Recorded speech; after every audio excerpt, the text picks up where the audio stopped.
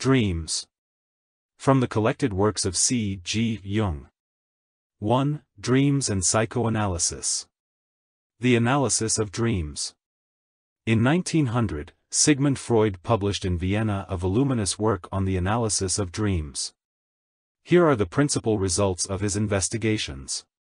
The dream, far from being the confusion of haphazard and meaningless associations it is commonly believed to be, or a result merely of somatic sensations during sleep as many authors suppose, is an autonomous and meaningful product of psychic activity, susceptible, like all other psychic functions, of a systematic analysis.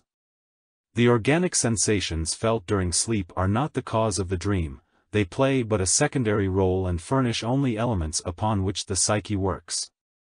According to Freud, the dream, like every complex psychic product, is a creation, a piece of work which has its motives, its trains of antecedent associations, and like any considered action it is the outcome of a logical process, of the competition between various tendencies and the victory of one tendency over another. Dreaming has a meaning, like everything else we do. It may be objected that all empirical reality is against this theory, since the impression of incoherence and obscurity that dreams make upon us is notorious. Freud calls this sequence of confused images the manifest content of the dream. It is the facade behind which he looks for what is essential, namely, the dream thought or the latent content. One may ask what reason Freud has for thinking that the dream itself is only the facade of a vast edifice, or that it really has any meaning. His supposition is not founded on a dogma, nor on an a priori idea, but on empiricism alone, namely, the common experience that no psychic fact is accidental. It must have, then, its train of causes, being always the product of a complicated combination of phenomena, for every existing mental element is the resultant of anterior psychic states and ought in theory to be capable of analysis. Freud applies to the dream the same principle that we always instinctively use when inquiring into the causes of human actions.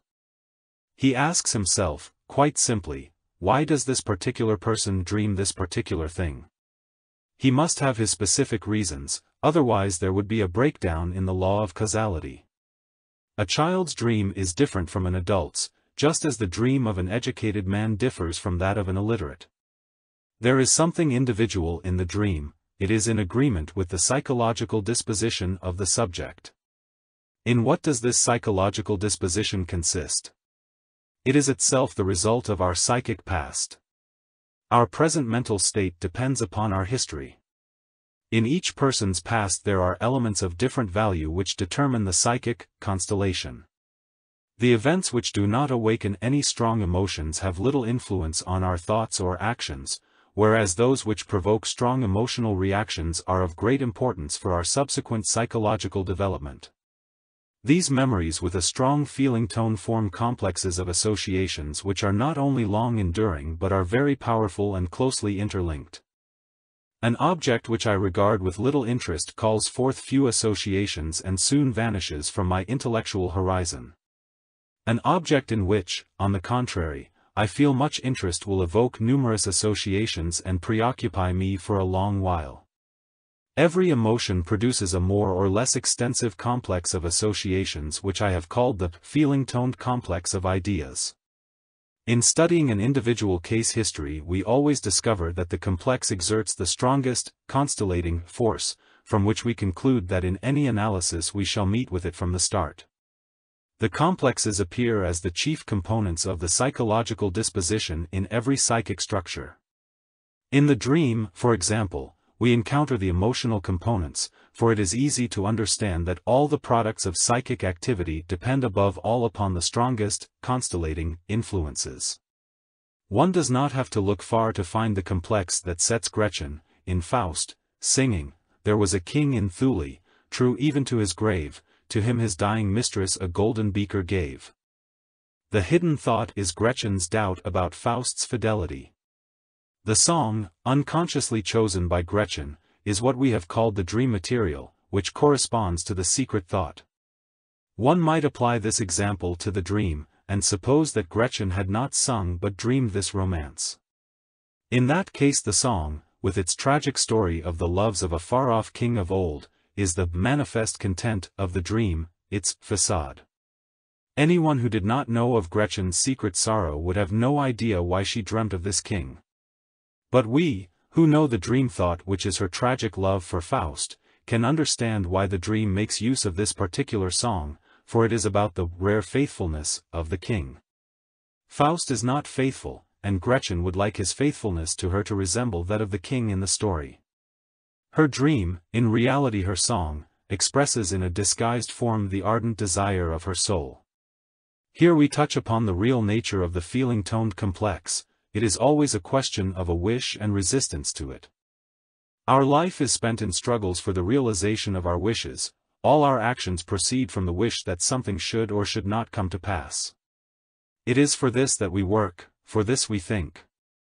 If we cannot fulfill a wish in reality, we realize it at least in fantasy. The religious and the philosophic systems of every people in every age are the best proof of this.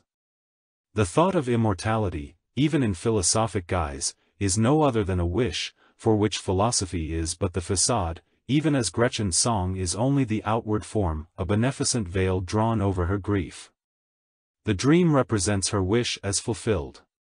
Freud says that every dream represents the fulfillment of a repressed wish. Carrying our illustration further, we see that in the dream Faust is replaced by the king. A transformation has taken place. Faust has become the far-off old king. The personality of Faust, which has a strong feeling tone, is replaced by a neutral, legendary person. The king is an association by analogy, a symbol for Faust, and the mistress for Gretchen. We may ask what is the purpose of this arrangement, why Gretchen should dream, so to speak, indirectly about this thought, why she cannot conceive it clearly and without equivocation. This question is easily answered. Gretchen's sadness contains a thought that no one likes to dwell upon. It would be too painful. Her doubt about Faust's faithfulness is repressed and kept down. It makes its reappearance in the form of a melancholy story which, although it realizes her wish, is not accompanied by pleasant feelings. Freud says that the wishes which form the dream thought are never desires which one openly admits to oneself, but desires that are repressed because of their painful character, and it is because they are excluded from conscious reflection in the waking state that they float up, indirectly, in dreams. This reasoning is not at all surprising if we look at the lives of the saints. One can understand without difficulty the nature of the feelings repressed by Saint Catherine of Siena, which reappeared indirectly in the vision of her celestial marriage, and see what are the wishes that manifest themselves more or less symbolically in the visions and temptations of the saints. As we know, there is as little difference between the somnambulistic consciousness of the hysteric and the normal dream as there is between the intellectual life of hysterics and that of normal people. Naturally, if we ask someone why he had such and such a dream, what are the secret thoughts expressed in it, he cannot tell us.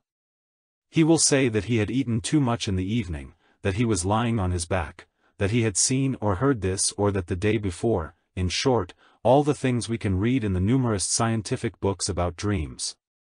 As for the dream thought, he does not and he cannot know it for, according to Freud, the thought is repressed because it is too disagreeable.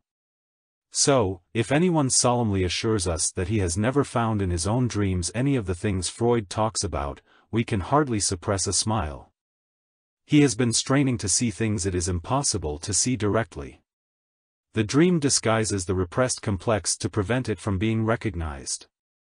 By changing Faust into the king of Thule, Gretchen renders the situation inoffensive. Freud calls this mechanism, which prevents the repressed thought from showing itself clearly, the censor. The censor is nothing but the resistance which also prevents us, in the daytime, from following a line of reasoning right to the end. The censor will not allow the thought to pass until it is so disguised that the dreamer is unable to recognize it. If we try to acquaint the dreamer with the thought behind his dream, he will always oppose to us the same resistance that he opposes to his repressed complex. We can now ask ourselves a series of important questions. Above all, what must we do to get behind the facade into the inside of the house, that is, beyond the manifest content of the dream to the real, secret thought behind it? Let us return to our example and suppose that Gretchen is an hysterical patient who comes to consult me about a disagreeable dream. I will suppose, moreover, that I know nothing about her. In this case I would not waste my time questioning her directly, for as a rule these intimate sorrows cannot be uncovered without arousing the most intense resistance. I would try rather to conduct what I have called an association experiment, which would reveal to me the whole of her love affair.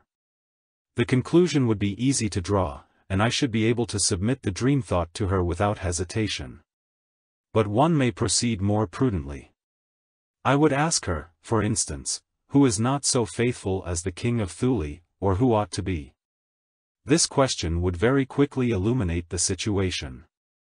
In uncomplicated cases such as this, the interpretation or analysis of a dream is limited to a few simple questions. Here is an example of such a case. It concerns a man of whom I know nothing except that he lives in the colonies and happens at present to be in Europe on leave.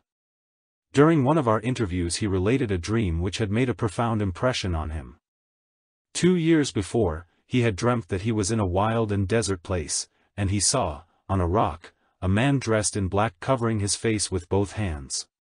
Suddenly he set out towards a precipice, when a woman, likewise clothed in black, appeared and tried to restrain him. He flung himself into the abyss, dragging her with him. The dreamer awoke with a cry of anguish. The question, who was that man who put himself in a dangerous situation and dragged a woman to her doom? Moved the dreamer deeply, for that man was the dreamer himself. 2 years before, he had been on a journey of exploration across a rocky and desert land. His expedition was pursued relentlessly by the savage inhabitants of that country, who at night made attacks in which several of its members perished. He had undertaken this extremely perilous journey because at that time life had no value for him. The feeling he had when engaging in this adventure was that he was tempting fate. And the reason for his despair? For several years he had lived alone in a country with a very dangerous climate. When on leave in Europe 2.5 years ago, he made the acquaintance of a young woman. They fell in love and the young woman wanted to marry him. He knew, however, that he would have to go back to the murderous climate of the tropics, and he had no wish to take a woman there and condemn her to almost certain death. He therefore broke off his engagement, after prolonged moral conflicts which plunged him into profound despair. It was in such a state of mind that he started on his perilous journey. The analysis of the dream does not end with this statement, for the wish fulfillment is not yet evident. But as I am only citing this dream in order to demonstrate the discovery of the essential complex, the sequel of the analysis is without interest for us. In this case the dreamer was a frank and courageous man. A little less frankness, or any feeling of unease or mistrust towards me, and the complex would not have been admitted. There are even some who would calmly have asseverated that the dream had no meaning and that my question was completely beside the point. In these cases the resistance is too great, and the complex cannot be brought up from the depths directly into ordinary consciousness. Generally the resistance is such that a direct inquiry, unless it is conducted with great experience, leads to no result. By creating the psychoanalytic method, Freud has given us a valuable instrument for resolving or overcoming the most tenacious resistances. This method is practiced in the following manner. One selects some specially striking portion of the dream, and then questions the subject about the associations that attach themselves to it.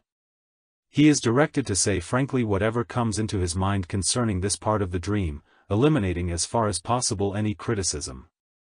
Criticism is nothing but the censor at work, it is the resistance against the complex, and it tends to suppress what is of the most importance. The subject should, therefore, say absolutely everything that comes into his head without paying any attention to it. This is always difficult at first, especially in an introspective examination when his attention cannot be suppressed so far as to eliminate the inhibiting effect of the censor. For it is towards oneself that one has the strongest resistances. The following case demonstrates the course of an analysis against strong resistances. A gentleman of whose intimate life I was ignorant told me the following dream. I found myself in a little room, seated at a table beside Pope Pius X, whose features were far more handsome than they are in reality, which surprised me. I saw on one side of our room a great apartment with a table sumptuously laid, and a crowd of ladies in evening dress. Suddenly I felt a need to urinate, and I went out. On my return the need was repeated, I went out again, and this happened several times. Finally I woke up, wanting to urinate.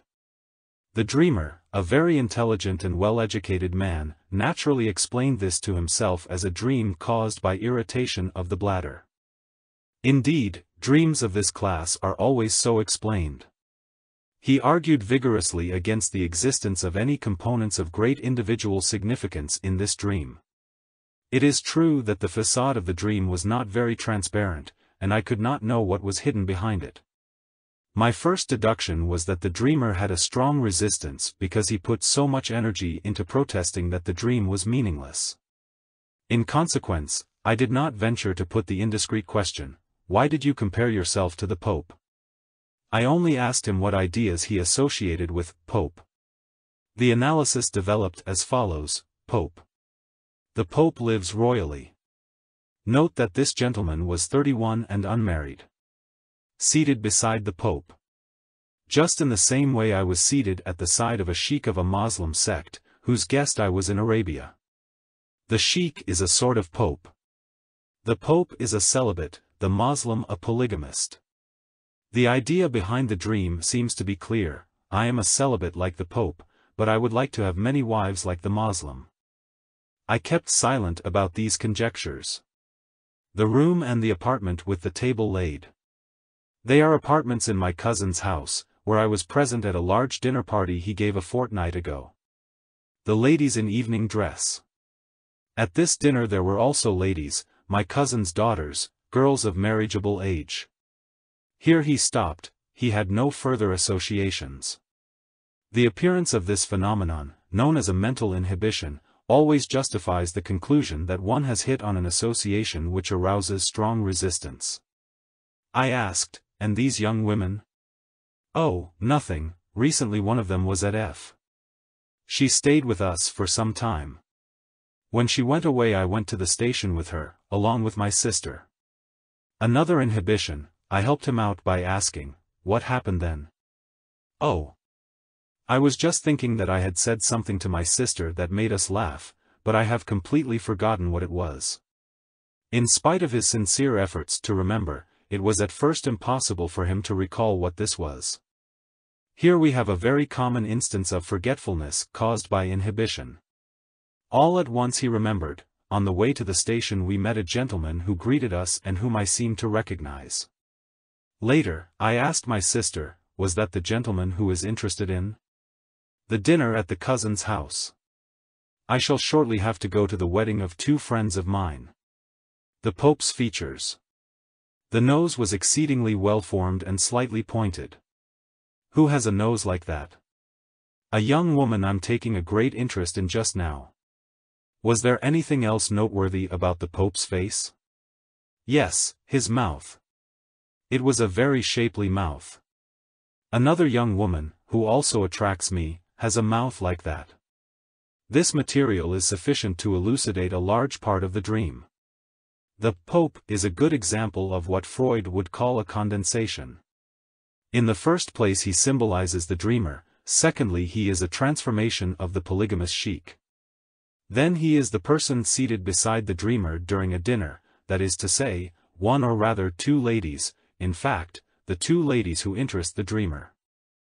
But how comes it that this material is associated with the need to urinate? To find the answer to this question I formulated the situation in this way: you were taking part in a marriage ceremony and in the presence of a young lady when you felt you wanted to pass water? True, that did happen to me once. It was very unpleasant.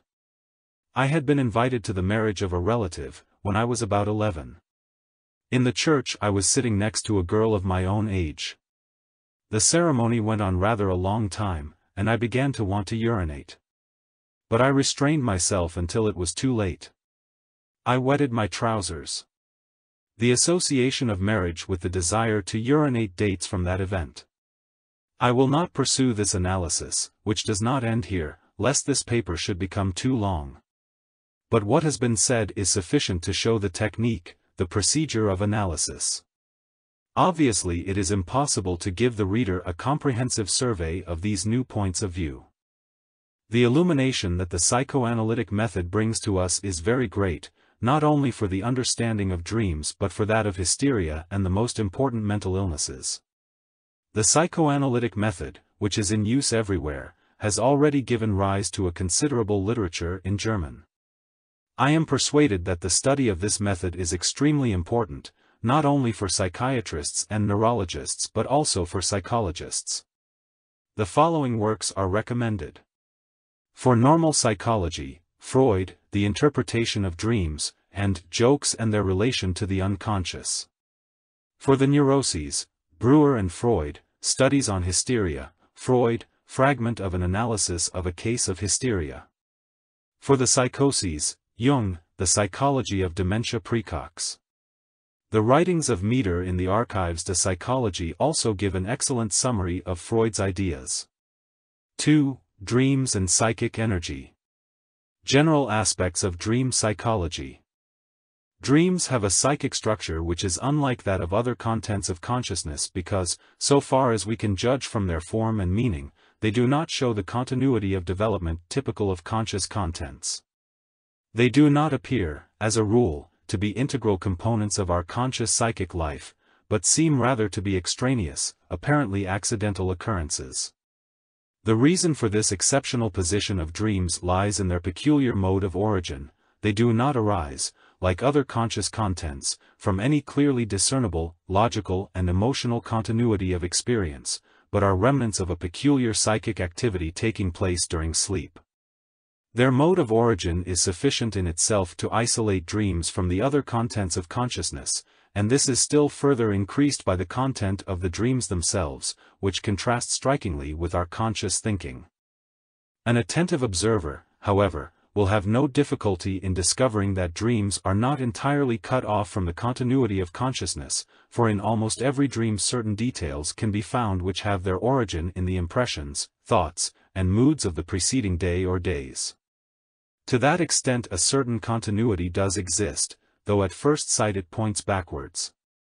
But anyone sufficiently interested in the dream problem cannot have failed to observe that dreams also have a continuity forwards, if such an expression be permitted, since dreams occasionally exert a remarkable influence on the conscious mental life even of persons who cannot be considered superstitious or particularly abnormal. These after effects consist mostly in more or less distinct alterations of mood. It is probably in consequence of this loose connection with the other contents of consciousness that the recollected dream is so extremely unstable. Many dreams baffle all attempts at reproduction, even immediately after waking. Others can be remembered only with doubtful accuracy, and comparatively few can be called really distinct and clearly reproducible. This peculiar behavior may be explained by considering the characteristics of the various elements combined in a dream. The combination of ideas in dreams is essentially fantastic. They are linked together in a sequence which is as a rule quite foreign to our reality thinking, and in striking contrast to the logical sequence of ideas which we consider to be a special characteristic of conscious mental processes. It is to this characteristic that dreams owe the vulgar epithet, meaningless. But before pronouncing this verdict we should remember that the dream and its context is something that we do not understand. With such a verdict, therefore, we would merely be projecting our own lack of understanding upon the object. But that would not prevent dreams from having an inherent meaning of their own. Apart from the efforts that have been made for centuries to extract a prophetic meaning from dreams, Freud's discoveries are the first successful attempt in practice to find their real significance. His work merits the term scientific, because he has evolved a technique which not only he but many other investigators assert achieves its object, namely the understanding of the meaning of the dream. This meaning is not identical with the fragmentary meanings suggested by the manifest dream content. This is not the place for a critical discussion of Freud's psychology of dreams. I shall try, rather, to give a brief summary of what may be regarded as the more or less established facts of dream psychology today. The first question we must discuss is, What is our justification for attributing to dreams any other significance than the unsatisfying fragmentary meaning suggested by the manifest dream content? One especially cogent argument in this respect is the fact that Freud discovered the hidden meaning of dreams empirically and not deductively. A further argument in favor of a possible hidden meaning is obtained by comparing dream fantasies with other fantasies of the waking state in one and the same individual. It is not difficult to see that waking fantasies have not merely a superficial, concretistic meaning but also a deeper psychological meaning. There is a very old and widespread type of fantastic story, of which Aesop's fables are typical examples, that provides a very good illustration of what may be said about the meaning of fantasies in general. For instance, a fantastic tale is told about the doings of a lion and an ass. Taken superficially and concretely, the tale is an impossible phantasm, but the hidden moral meaning is obvious to anyone who reflects upon it. It is characteristic that children are pleased and satisfied with the exoteric meaning of the fable. But by far the best argument for the existence of a hidden meaning in dreams is obtained by conscientiously applying the technical procedure for breaking down the manifest dream content. This brings us to our second main point, the question of analytic procedure. Here again I desire neither to defend nor to criticize Freud's views and discoveries, but shall confine myself to what seem to me to be firmly established facts. If we start from the fact that a dream is a psychic product, we have not the least reason to suppose that its constitution and function obey laws and purposes other than those applicable to any other psychic product. In accordance with the maxim, principles are not to be multiplied beyond the necessary, we have to treat the dream, analytically, just like any other psychic product until experience teaches us a better way. We know that every psychic structure, regarded from the causal standpoint, is the result of antecedent psychic contents. We know, furthermore, that every psychic structure, regarded from the final standpoint, has its own peculiar meaning and purpose in the actual psychic process. This criterion must also be applied to dreams. When, therefore, we seek a psychological explanation of a dream, we must first know what were the preceding experiences out of which it is composed. We must trace the antecedents of every element in the dream picture. Let me give an example. Someone dreams that he is walking down a street, suddenly a child crosses in front of him and is run over by a car. We reduce the dream picture to its antecedents with the help of the dreamer's recollections. He recognizes the street as one down which he had walked on the previous day. The child he recognizes as his brother's child, whom he had seen on the previous evening when visiting his brother. The car accident reminds him of an accident that had actually occurred a few days before, but of which he had only read in a newspaper. As we know, most people are satisfied with a reduction of this kind. Aha, they say, that's why I had this dream. Obviously this reduction is quite unsatisfying from the scientific point of view. The dreamer had walked down many streets on the previous day, why was this particular one selected? He had read about several accidents, why did he select just this one?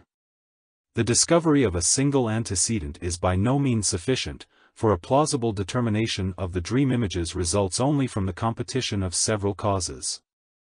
The collection of additional material proceeds according to the same principle of recollection, which has also been called the method of free association. The result, as can readily be understood, is an accumulation of very diverse and largely heterogeneous material, having apparently nothing in common but the fact of its evident associative connection with the dream content, otherwise it could never have been reproduced by means of this content. How far the collection of such material should go is an important question from the technical point of view.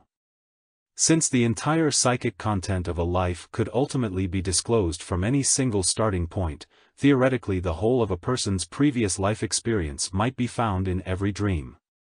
But we need to collect only just so much material as is absolutely necessary in order to understand the dream's meaning.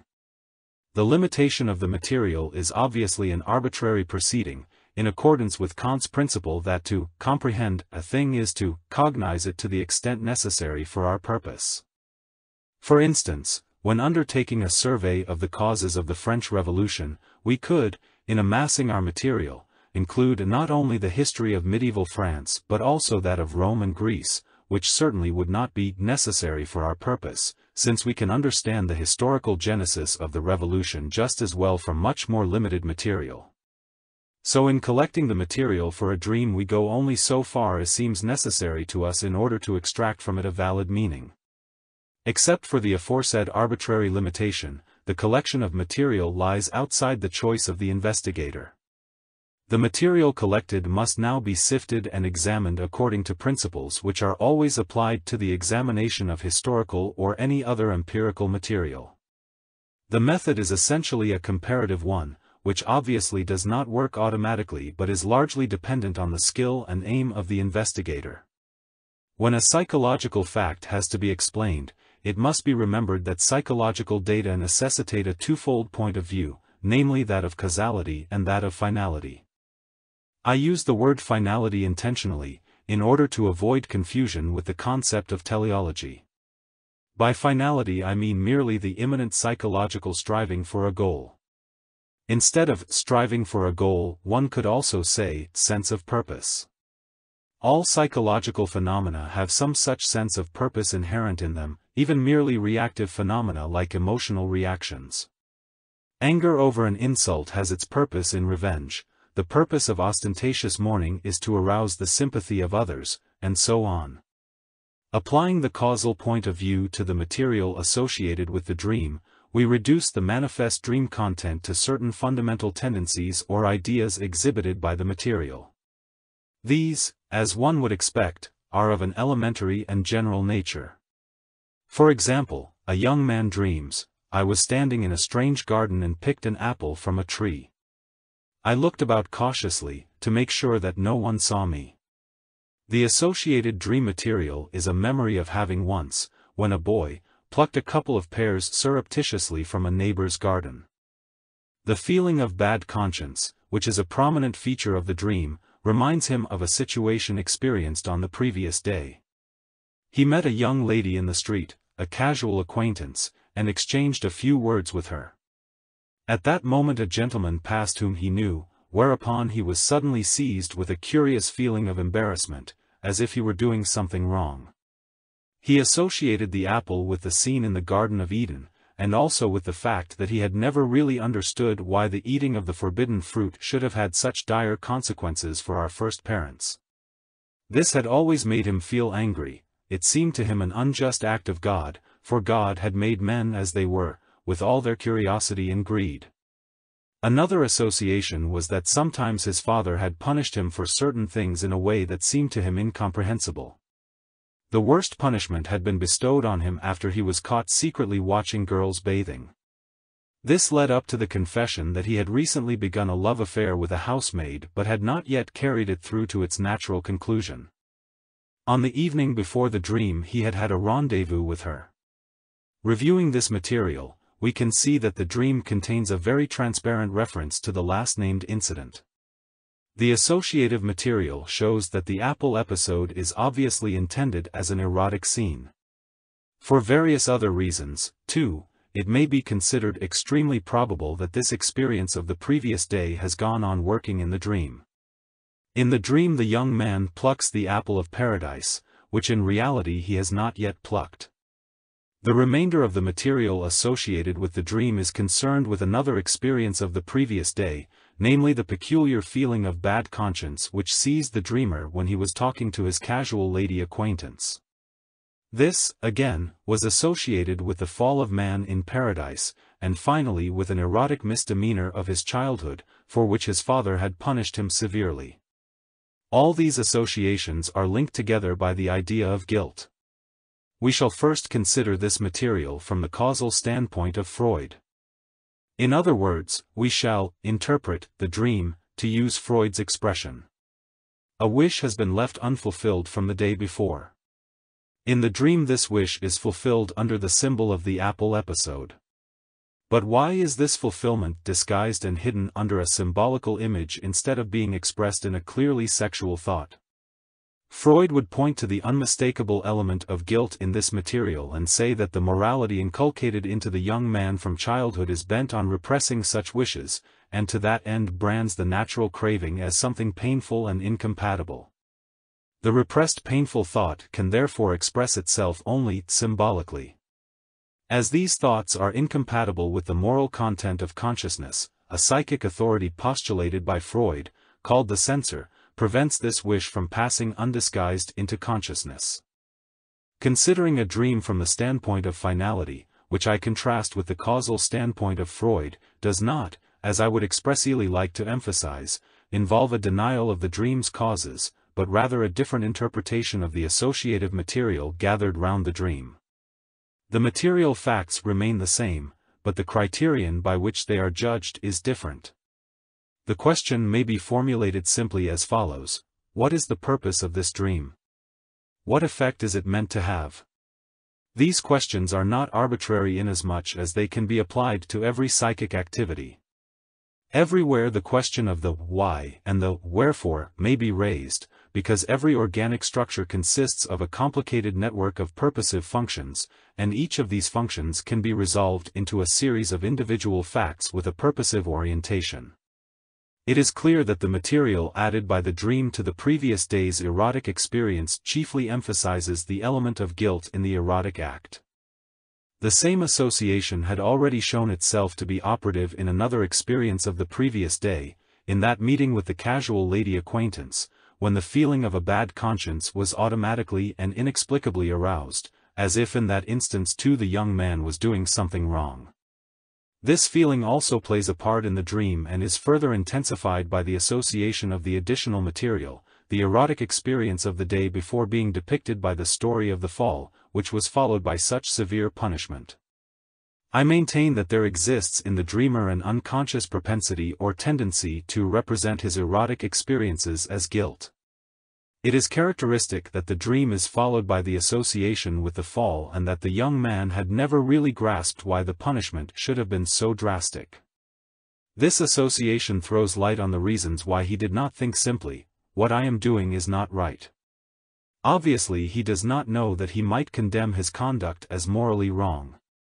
This is actually the case. His conscious belief is that his conduct does not matter in the least morally, as all his friends were acting in the same way, besides which he was quite unable on other grounds to understand why such a fuss should be made about it. Now whether this dream should be considered meaningful or meaningless depends on a very important question, namely, whether the standpoint of morality, handed down through the ages, is itself meaningful or meaningless. I do not wish to wander off into a philosophical discussion of this question, but would merely observe that mankind must obviously have had very strong reasons for devising this morality, for otherwise it would be truly incomprehensible why such restraints should be imposed on one of man's strongest desires. If we give this fact its due, we are bound to pronounce the dream to be meaningful, because it shows the young man the necessity of looking at his erotic conduct for once from the standpoint of morality. Primitive tribes have in some respects extremely strict laws concerning sexuality. This proves that sexual morality is a not-to-be-neglected factor in the higher functions of the psyche and deserves to be taken fully into account. In the case in question we should have to say that the young man, hypnotized by his friend's example, has somewhat thoughtlessly given way to his erotic desires, unmindful of the fact that man is a morally responsible being who, voluntarily or involuntarily, submits to the morality that he himself has created. In this dream we can discern a compensating function of the unconscious whereby those thoughts, inclinations, and tendencies which in conscious life are too little valued come spontaneously into action during the sleeping state, when the conscious process is to a large extent eliminated. Here the question might certainly be asked, of what use is this to the dreamer if he does not understand the dream? To this I must remark that understanding is not an exclusively intellectual process for, as experience shows, a man may be influenced, and indeed convinced in the most effective way, by innumerable things of which he has no intellectual understanding. I need only remind my readers of the effectiveness of religious symbols. The above example might lead one to suppose that the function of dreams is a distinctly moral one. Such it appears to be in this case, but if we recall the formula that dreams contain the subliminal material of a given moment, we cannot speak simply of a moral function. For it is worth noting that the dreams of those persons whose actions are morally unassailable bring material to light that might well be described as immoral in the ordinary meaning of the term. Thus it is characteristic that St. Augustine was glad that God did not hold him responsible for his dreams. The unconscious is the unknown at any given moment, so it is not surprising that dreams add to the conscious psychological situation of the moment all those aspects which are essential for a totally different point of view. It is evident that this function of dreams amounts to a psychological adjustment, a compensation absolutely necessary for properly balanced action. In a conscious process of reflection it is essential that, so far as possible, we should realize all the aspects and consequences of a problem in order to find the right solution. This process is continued automatically in the more or less unconscious state of sleep, where, as experience seems to show, all those aspects occur to the dreamer that during the day were insufficiently appreciated or even totally ignored, in other words, were comparatively unconscious. As regards the much-discussed symbolism of dreams, its evaluation varies according to whether it is considered from the causal or from the final standpoint. The causal approach of Freud starts from a desire or craving, that is, from the repressed dream wish. This craving is always something comparatively simple and elementary, which can hide itself under manifold disguises. Thus the young man in question could just as well have dreamt that he had to open a door with a key, that he was flying in an aeroplane, kissing his mother, etc. From this point of view all those things could have the same meaning. Hence it is that the more rigorous adherents of the Freudian school have come to the point of interpreting, to give a gross example, pretty well all oblong objects in dreams as phallic symbols and all round or hollow objects as feminine symbols. From the standpoint of finality the images in a dream each have an intrinsic value of their own. For instance, if the young man, instead of dreaming of the apple scene, had dreamt he had to open a door with a key, this dream image would probably have furnished associative material of an essentially different character, which would have supplemented the conscious situation in a way quite different from the material connected with the apple scene.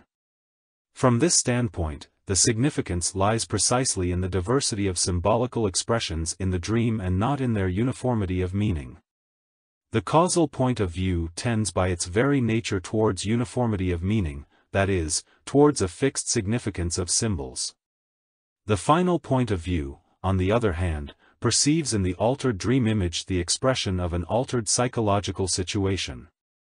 It recognizes no fixed meaning of symbols. From this standpoint, all the dream images are important in themselves, each one having a special significance of its own, to which, indeed, it owes its inclusion in the dream.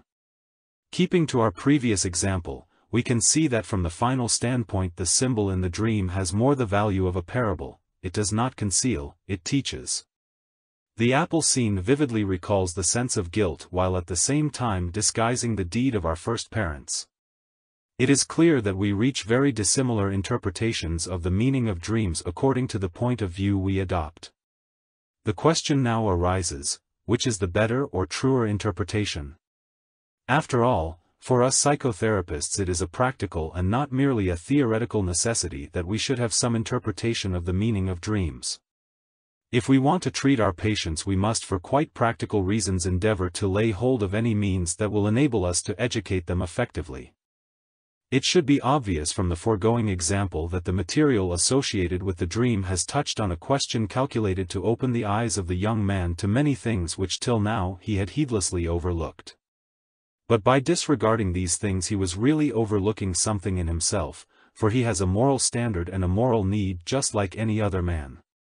By trying to live without taking this fact into account his life was one-sided and incomplete, as if uncoordinated, with the same consequences for psychic life as a one-sided and incomplete diet would have for the body. In order to educate an individuality to completeness and independence we need to bring to fruition all those functions which have hitherto attained but little conscious development or none at all. And to achieve this aim we must for therapeutic reasons enter into all the unconscious aspects of the contribution made by the dream material.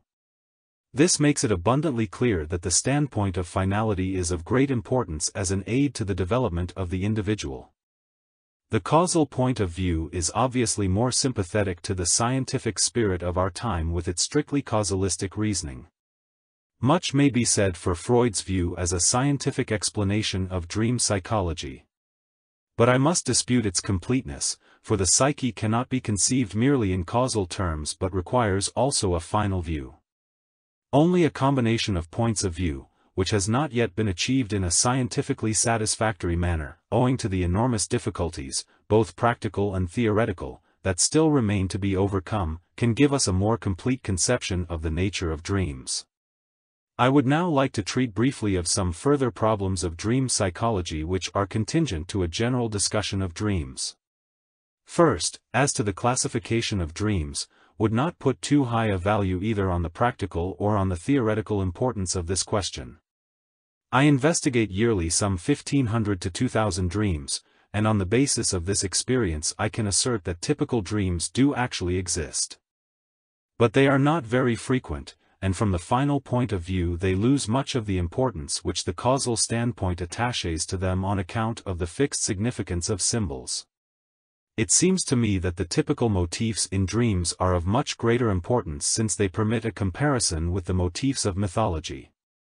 Many of those mythological motifs, in collecting which Frobenius in particular has rendered such signal service, are also found in dreams, often with precisely the same significance. Though I cannot enter into this question more fully here, would like to emphasize that the comparison of typical dream motifs with those of mythology suggests the idea, already put forward by Nietzsche, that dream thinking should be regarded as a phylogenetically older mode of thought. Instead of multiplying examples, I can best show what I mean by reference to our specimen dream. It will be remembered that the dream introduced the apple scene as a typical way of representing erotic guilt. The thought abstracted from it would boil down to, I am doing wrong by acting like this. It is characteristic that dreams never express themselves in this logical, abstract way but always in the language of parable or simile. This is also a characteristic of primitive languages, whose flowery turns of phrase are very striking. If we remember the monuments of ancient literature, we find that what nowadays is expressed by means of abstractions was then expressed mostly by similes. Even a philosopher like Plato did not disdain to express certain fundamental ideas in this way. Just as the body bears the traces of its phylogenetic development, so also does the human mind. Hence there is nothing surprising about the possibility that the figurative language of dreams is a survival from an archaic mode of thought. At the same time, the theft of the apple is a typical dream motif that occurs in many different variations in numerous dreams. It is also a well-known mythological motif, which is found not only in the story of the Garden of Eden but in countless myths and fairy tales from all ages and climes. It is one of those universally human symbols which can reappear autochthonously in anyone, at any time. Thus dream psychology opens the way to a general comparative psychology from which we may hope to gain the same understanding of the development and structure of the human psyche as comparative anatomy has given us concerning the human body. Dreams, then, convey to us in figurative language, that is, in sensuous, concrete imagery, thoughts, judgments, views, directives, tendencies, which were unconscious either because of repression or through mere lack of realization. Precisely because they are contents of the unconscious, and the dream is a derivative of unconscious processes, it contains a reflection of the unconscious contents. It is not a reflection of unconscious contents in general but only of certain contents, which are linked together associatively and are selected by the conscious situation of the moment. I regard this observation as a very important one in practice. If we want to interpret a dream correctly, we need a thorough knowledge of the conscious situation at that moment, because the dream contains its unconscious complement, that is, the material which the conscious situation has constellated in the unconscious. Without this knowledge it is impossible to interpret a dream correctly, except by a lucky fluke. I would like to illustrate this by an example. A man once came to me for a first consultation. He told me that he was engaged in all sorts of learned pursuits and was also interested in psychoanalysis from a literary point of view. He was in the best of health, he said, and was not to be considered in any sense a patient. He was merely pursuing his psychoanalytic interests. He was very comfortably off and had plenty of time to devote himself to his pursuits. He wanted to make my acquaintance in order to be inducted by me into the theoretical secrets of analysis. He admitted it must be very boring for me to have to do with a normal person, since I must certainly find mad people much more interesting. He had written to me a few days before to ask when I could see him. In the course of conversation we soon came to the question of dreams. I thereupon asked him whether he had had a dream the night before he visited me. He affirmed this and told me the following dream: I was in a bare room. A sort of nurse received me, and wanted me to sit at a table on which stood a bottle of fermented milk, which I was supposed to drink. I wanted to go to Dr. Jung, but the nurse told me that I was in a hospital and that Dr. Jung had no time to receive me. It is clear even from the manifest content of the dream that the anticipated visit to me had somehow constellated his unconscious. He gave the following associations: bare room, a sort of frosty reception room, as in an official building, or the waiting room in a hospital. I was never in a hospital as a patient. Nurse, she looked repulsive, she was cross-eyed. That reminds me of a fortune-teller and palmist whom I once visited to have my fortune told. Once I was sick and had a deaconess as a nurse. Bottle of fermented milk is nauseating, I cannot drink it. My wife is always drinking it, and I make fun of her for this because she is obsessed with the idea that one must always be doing something for one's health. I remember I was once in a sanatorium, my nerves were not so good, and there I had to drink fermented milk. At this point I interrupted him with the indiscreet question: had his neurosis entirely disappeared since then? He tried to worm out of it, but finally had to admit that he still had his neurosis, and that actually his wife had for a long time been urging him to consult me. But he certainly didn't feel so nervous that he had to consult me on that account. He was after all not mad, and I treated only mad people. It was merely that he was interested in learning about my psychological theories, etc. From this we can see how the patient has falsified the situation. It suits his fancy to come to me in the guise of a philosopher and psychologist and to allow the fact of his neurosis to recede into the background. But the dream reminds him of it in a very disagreeable way and forces him to tell the truth. He has to swallow this bitter drink. His recollection of the fortune-teller shows us very clearly just how he had imagined my activities. As the dream informs him, he must first submit to treatment before he can get to me. The dream rectifies the situation. It contributes the material that was lacking and thereby improves the patient's attitude. That is the reason we need dream analysis in our therapy. I do not wish to give the impression that all dreams are as simple as this one, or that they are all of this type. I believe it is true that all dreams are compensatory to the content of consciousness, but certainly not in all dreams is the compensatory function so clear as in this example. Though dreams contribute to the self-regulation of the psyche by automatically bringing up everything that is repressed or neglected or unknown, their compensatory significance is often not immediately apparent because we still have only a very incomplete knowledge of the nature and the needs of the human psyche. There are psychological compensations that seem to be very remote from the problem on hand.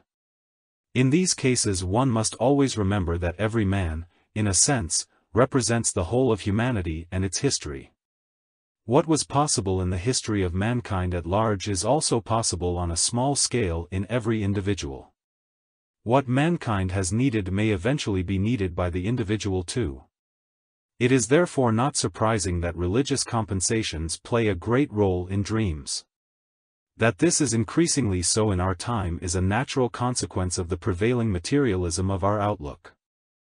Lest it be thought that the compensatory significance of dreams is a new discovery or has simply been made up to suit the convenience of interpretation, I shall cite a very old and well-known example which can be found in the 4th chapter of the book of Daniel. When Nebuchadnezzar was at the height of his power he had the following dream: I saw, and behold a tree in the midst of the earth, and the height thereof was great. The tree grew, and was strong, and the height thereof reached unto heaven, and the sight thereof to the end of all the earth. The leaves thereof were fair, and the fruit thereof much, and in it was meat for all. The beasts of the field had shadow under it, and the fowls of the heaven dwelt in the boughs thereof, and all flesh was fed of it.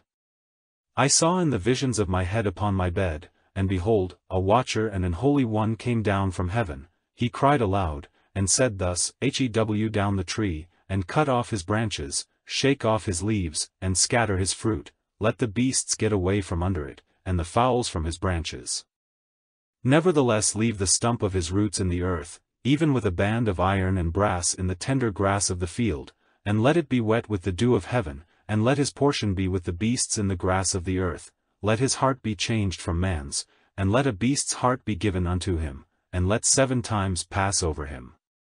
In the second part of the dream the tree becomes personified, so that it is easy to see that the great tree is the dreaming king himself. Daniel interprets the dream in this sense. Its meaning is obviously an attempt to compensate the king's megalomania which, according to the story, developed into a real psychosis. To interpret the dream process as compensatory is in my view entirely consistent with the nature of the biological process in general.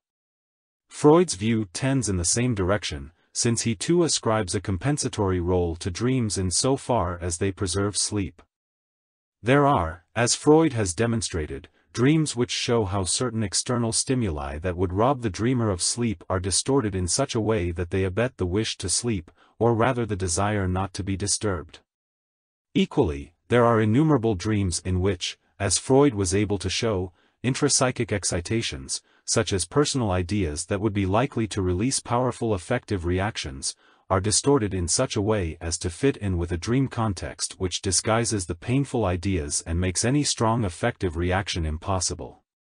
As against this, we should not overlook the fact that the very dreams which disturb sleep most, and these are not uncommon, have a dramatic structure which aims logically at creating a highly effective situation, and builds it up so efficiently that the effect unquestionably wakes the dreamer. Freud explains these dreams by saying that the censor was no longer able to suppress the painful effect. It seems to me that this explanation fails to do justice to the facts. Dreams which concern themselves in a very disagreeable manner with the painful experiences and activities of daily life and expose just the most disturbing thoughts with the most painful distinctness are known to everyone. It would, in my opinion, be unjustified to speak here of the dream's sleep-preserving, affect-disguising function. One would have to stand reality on its head to see in these dreams a confirmation of Freud's view. The same is true of those cases where repressed sexual fantasies appear undisguised in the manifest dream content.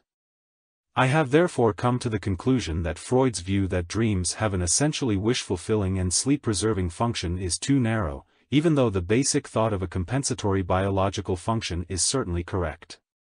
This compensatory function is concerned only to a limited extent with the sleeping state. Its chief significance is rather in relation to conscious life. Dreams, I maintain, are compensatory to the conscious situation of the moment. They preserve sleep whenever possible, that is to say, they function necessarily and automatically under the influence of the sleeping state, but they break through when their function demands it, that is, when the compensatory contents are so intense that they are able to counteract sleep. A compensatory content is especially intense when it has a vital significance for conscious orientation. As far back as 1907 I pointed out the compensatory relation between consciousness and the split-off complexes and also emphasized their purposive character. Flournoy did the same thing independently of me. From these observations the possibility of purposive unconscious impulses became evident. It should be emphasized, however, that the final orientation of the unconscious does not run parallel with our conscious intentions. As a rule, the unconscious content contrasts strikingly with the conscious material, particularly when the conscious attitude tends too exclusively in a direction that would threaten the vital needs of the individual. The more one-sided his conscious attitude is, and the further it deviates from the optimum, the greater becomes the possibility that vivid dreams with a strongly contrasting but purposive content will appear as an expression of the self-regulation of the psyche. Just as the body reacts purposively to injuries or infections or any abnormal conditions, so the psychic functions react to unnatural or dangerous disturbances with purposive defense mechanisms. Among these purposive reactions we must include the dream, since it furnishes the unconscious material constellated in a given conscious situation and supplies it to consciousness in symbolical form.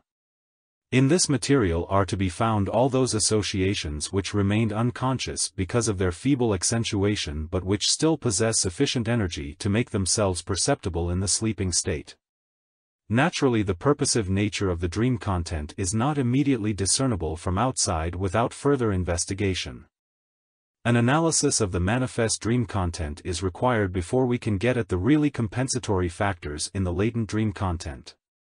Most of the physical defense mechanisms are of this non-obvious and, so to speak, indirect nature, and their purposiveness can be recognized only after careful investigation.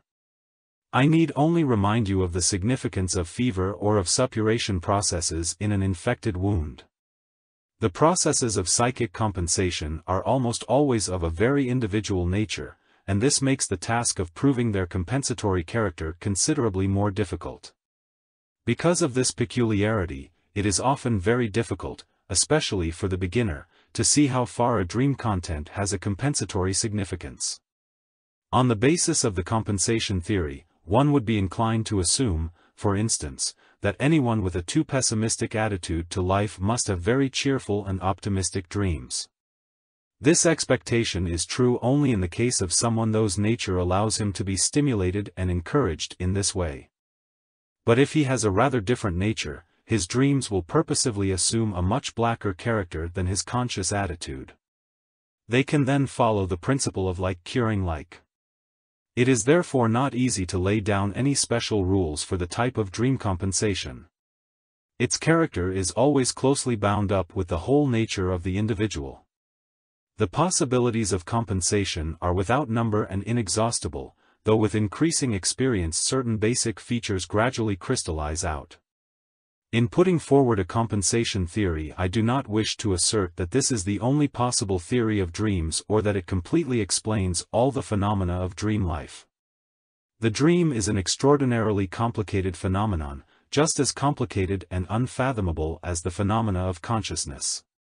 It would be inappropriate to try to understand all conscious phenomena from the standpoint of the wish fulfillment theory or the theory of instinct, and it is as little likely that dream phenomena are susceptible of so simple an explanation. Nor should we regard dream phenomena as merely compensatory and secondary to the contents of consciousness, even though it is commonly supposed that conscious life is of far greater significance for the individual than the unconscious. This view, however, may yet have to be revised, for, as our experience deepens, it will be realized that the function of the unconscious in the life of the psyche has an importance of which we perhaps have still too low an estimate. It is analytical experience, above all, which has discovered to an increasing degree the influences of the unconscious on our conscious psychic life, influences whose existence and significance had till then been overlooked. In my view, which is based on many years of experience and on extensive research, the significance of the unconscious in the total performance of the psyche is probably just as great as that of consciousness. Should this view prove correct, then not only should the function of the unconscious be regarded as compensatory and relative to the content of consciousness, but the content of consciousness would have to be regarded as relative to the momentarily constellated unconscious content. In this case, active orientation towards goals and purposes would not be the privilege of consciousness alone but would also be true of the unconscious, so that it too would be just as capable of taking a finally oriented lead. The dream, accordingly, would then have the value of a positive, guiding idea or of an aim whose vital meaning would be greatly superior to that of the momentarily constellated conscious content. This possibility meets with the approval of the consensus gentium, since in the superstitions of all times and races the dream has been regarded as a truth-telling oracle. Making allowances for exaggeration and prejudice, there is always a grain of truth in such widely disseminated views. Meter has laid energetic stress on the prospective final significance of dreams as a purposive unconscious function which paves the way for the solution of real conflicts and problems and seeks to portray it with the help of gropingly chosen symbols. I should like to distinguish between the perspective function of dreams and their compensatory function.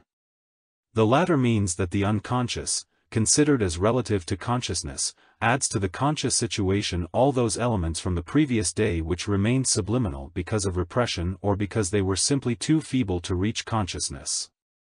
This compensation, in the sense of being a self-regulation of the psychic organism, must be called purposive. The perspective function, on the other hand, is an anticipation in the unconscious of future conscious achievements, something like a preliminary exercise or sketch, or a plan roughed out in advance. Its symbolic content sometimes outlines the solution of a conflict, excellent examples of this being given in meter. The occurrence of perspective dreams cannot be denied. It would be wrong to call them prophetic, because at bottom they are no more prophetic than a medical diagnosis or a weather forecast. They are merely an anticipatory combination of probabilities which may coincide with the actual behavior of things but need not necessarily agree in every detail. Only in the latter case can we speak of prophecy.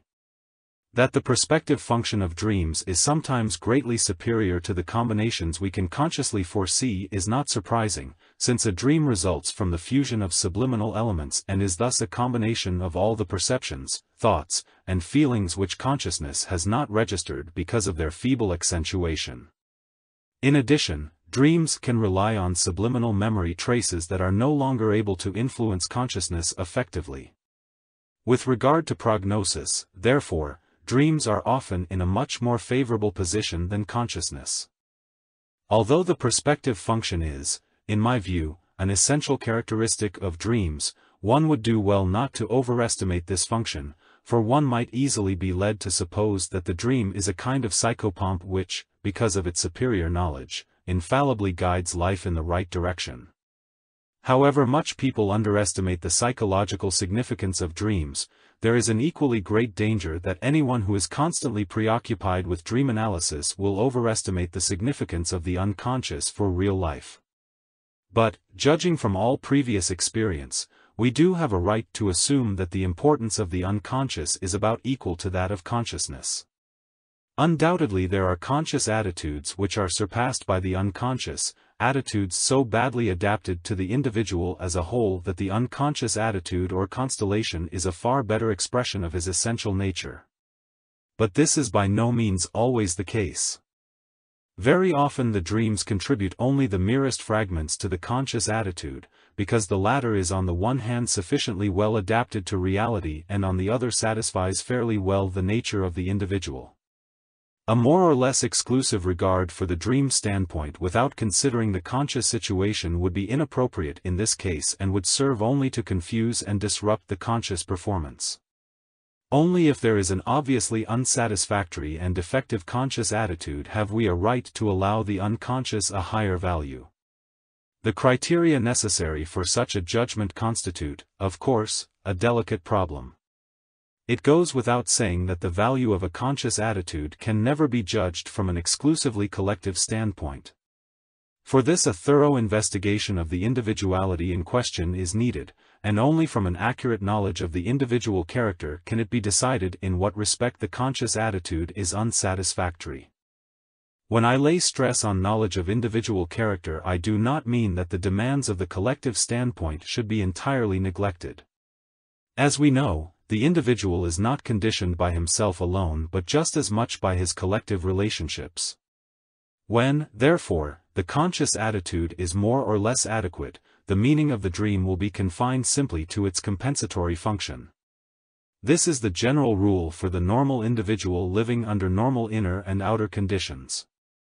For these reasons it seems to me that the compensation theory provides the right formula and fits the facts by giving dreams a compensatory function in the self-regulation of the psychic organism. But when the individual deviates from the norm in the sense that his conscious attitude is unadapted both objectively and subjectively, the, under normal conditions, merely compensatory function of the unconscious becomes a guiding, perspective function capable of leading the conscious attitude in a quite different direction which is much better than the previous one, as Meter has successfully shown in the books I have mentioned. Into this category come dreams of the Nebuchadnezzar type. It is obvious that dreams of this sort are found chiefly in people who are not living on their true level. It is equally obvious that this lack of proportion is very frequent. Hence we have frequent occasion to consider dreams from the standpoint of their perspective value. There is yet another side of dreams to be considered, and one that should certainly not be overlooked. There are many people whose conscious attitude is defective not as regards adaptation to environment but as regards expression of their own character. These are people whose conscious attitude and adaptive performance exceed their capacities as individuals, that is to say, they appear to be better and more valuable than they really are. Their outward success is naturally never paid for out of their individual resources alone, but very largely out of the dynamic reserves generated by collective suggestion. Such people climb above their natural level thanks to the influence of a collective ideal or the lure of some social advantage, or the support offered by society. They have not grown inwardly to the level of their outward eminence, for which reason the unconscious in all these cases has a negatively compensating, or reductive, function. It is clear that in these circumstances a reduction or devaluation is just as much a compensatory effort at self-regulation as in other cases, and also that this function may be eminently prospective. We like to associate perspective with the idea of construction, preparation, synthesis. But in order to understand these reductive dreams we must entirely divorce the term perspective from any such idea, for reductive dreams have an effect that is the very reverse of constructive, preparatory, or synthetic. It tends rather to disintegrate, to dissolve, to devalue, even to destroy and demolish. This is naturally not to say that the assimilation of a reductive content must have an altogether destructive effect on the individual as a whole. On the contrary, the effect is often very salutary, in so far as it affects merely his attitude and not the entire personality. But this secondary effect does not alter the essential character of such dreams, which bear a thoroughly reductive and retrospective stamp and for this reason cannot properly be called perspective. For purposes of exact qualification it would be better to call them reductive dreams and the corresponding function a reductive function of the unconscious, although, at bottom, it is still the same compensatory function. We must accustom ourselves to the fact that the unconscious does not always present the same aspect any more than the conscious attitude does. It alters its appearance and its function just as much as the latter, which is another reason why it is so extremely difficult to form any concrete idea of the nature of the unconscious. Our knowledge of the reductive function of the unconscious we owe mainly to the researches of Freud. His dream interpretation limits itself in essentials to the repressed personal background of the individual and its infantile sexual aspects. Subsequent researches then established the bridge to the archaic elements, to the suprapersonal, historical, phylogenetic functional residues in the unconscious. Today we can safely assert that the reductive function of dreams constellates material which consists in the main of repressed infantile sexual wishes, infantile claims to power, and suprapersonal, archaic elements of thought, feeling, and instinct. The reproduction of such elements, with their thoroughly retrospective character, does more than anything else to undermine effectively a position that is too high, and to reduce the individual to his human nullity and to his dependence on physiological, historical, and phylogenetic conditions. Every appearance of false grandeur and importance melts away before the reductive imagery of the dream, which analyses his conscious attitude with pitiless criticism and brings up devastating material containing a complete inventory of all his most painful weaknesses. One is precluded at the outset from calling such a dream perspective, for everything in it, down to the last detail, is retrospective and can be traced back to a past which the dreamer imagined long since buried. This naturally does not prevent the dream content from being compensatory to the conscious content and finally oriented, since the reductive tendency may sometimes be of the utmost importance for adaptation. Patients can often feel, quite spontaneously, how the dream content is related to their conscious situation, and it is felt to be perspective, reductive, or compensatory in accordance with this sense knowledge. Yet this is not always so, by a long way, and it must be emphasized that in general, particularly at the beginning of an analysis, the patient has an insuperable tendency to interpret the results of the analytical investigation of his material obstinately in terms of his pathogenic attitude. Such cases need the help of the analyst in order to interpret their dreams correctly. This makes it exceedingly important how the analyst judges the conscious psychology of his patient. For dream analysis is not just the practical application of a method that can be learnt mechanically, it presupposes a familiarity with the whole analytical point of view, and this can only be acquired if the analyst has been analyzed himself. The greatest mistake an analyst can make is to assume that his patient has a psychology similar to his own. This projection may hit the mark once, but mostly it remains a mere projection. Everything that is unconscious is projected, and for this reason the analyst should be conscious of at least the most important contents of his unconscious, lest unconscious projections cloud his judgment. Everyone who analyses the dreams of others should constantly bear in mind that there is no simple and generally known theory of psychic phenomena, neither with regard to their nature, nor to their causes, nor to their purpose. We therefore possess no general criterion of judgment. We know that there are all kinds of psychic phenomena, but we know nothing certain about their essential nature. We know only that, though the observation of the psyche from any one isolated standpoint can yield very valuable results, it can never produce a satisfactory theory from which one could make deductions.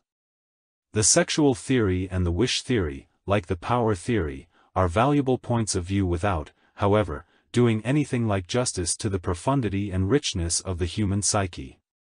Had we a theory that did, we could then content ourselves with learning a method mechanically.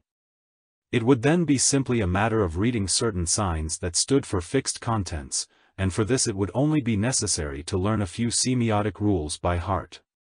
Knowledge and correct assessment of the conscious situation would then be as superfluous as in the performance of a lumbar puncture. The overworked practitioner of our day has learnt to his sorrow that the psyche remains completely refractory to all methods that approach it from a single exclusive standpoint. At present the only thing we know about the contents of the unconscious, apart from the fact that they are subliminal, is that they stand in a compensatory relationship to consciousness and are therefore essentially relative. It is for this reason that knowledge of the conscious situation is necessary if we want to understand dreams. Reductive, prospective, or simply compensatory dreams do not exhaust the possibilities of interpretation. There is a type of dream which could be called simply a reaction dream. One would be inclined to class in this category all those dreams which seem to be nothing more than the reproduction of an experience charged with effect, did not the analysis of such dreams disclose the deeper reason why these experiences are reproduced so faithfully. It turns out that these experiences also have a symbolical side which escaped the dreamer, and only because of this side is the experience reproduced in the dream. These dreams, however, do not belong to the reaction type, but only those in respect of which certain objective events have caused a trauma that is not merely psychic but at the same time a physical lesion of the nervous system. Such cases of severe shock were produced in abundance by the war, and here we may expect a large number of pure reaction dreams in which the trauma is the determining factor. Although it is certainly very important for the overall functioning of the psyche that the traumatic content gradually loses its autonomy by frequent repetition and in this way takes its place again in the psychic hierarchy, a dream of this kind, which is essentially only a reproduction of the trauma, can hardly be called compensatory. Apparently it brings back a split-off, autonomous part of the psyche, but it soon proves that conscious assimilation of the fragment reproduced by the dream does not by any means put an end to the disturbance which determined the dream. The dream calmly goes on reproducing, that is to say, the content of the trauma, now become autonomous, goes on working and will continue to do so until the traumatic stimulus has exhausted itself. Until that happens, conscious realization is useless. In practice it is not easy to decide whether a dream is essentially reactive or is merely reproducing a traumatic situation symbolically.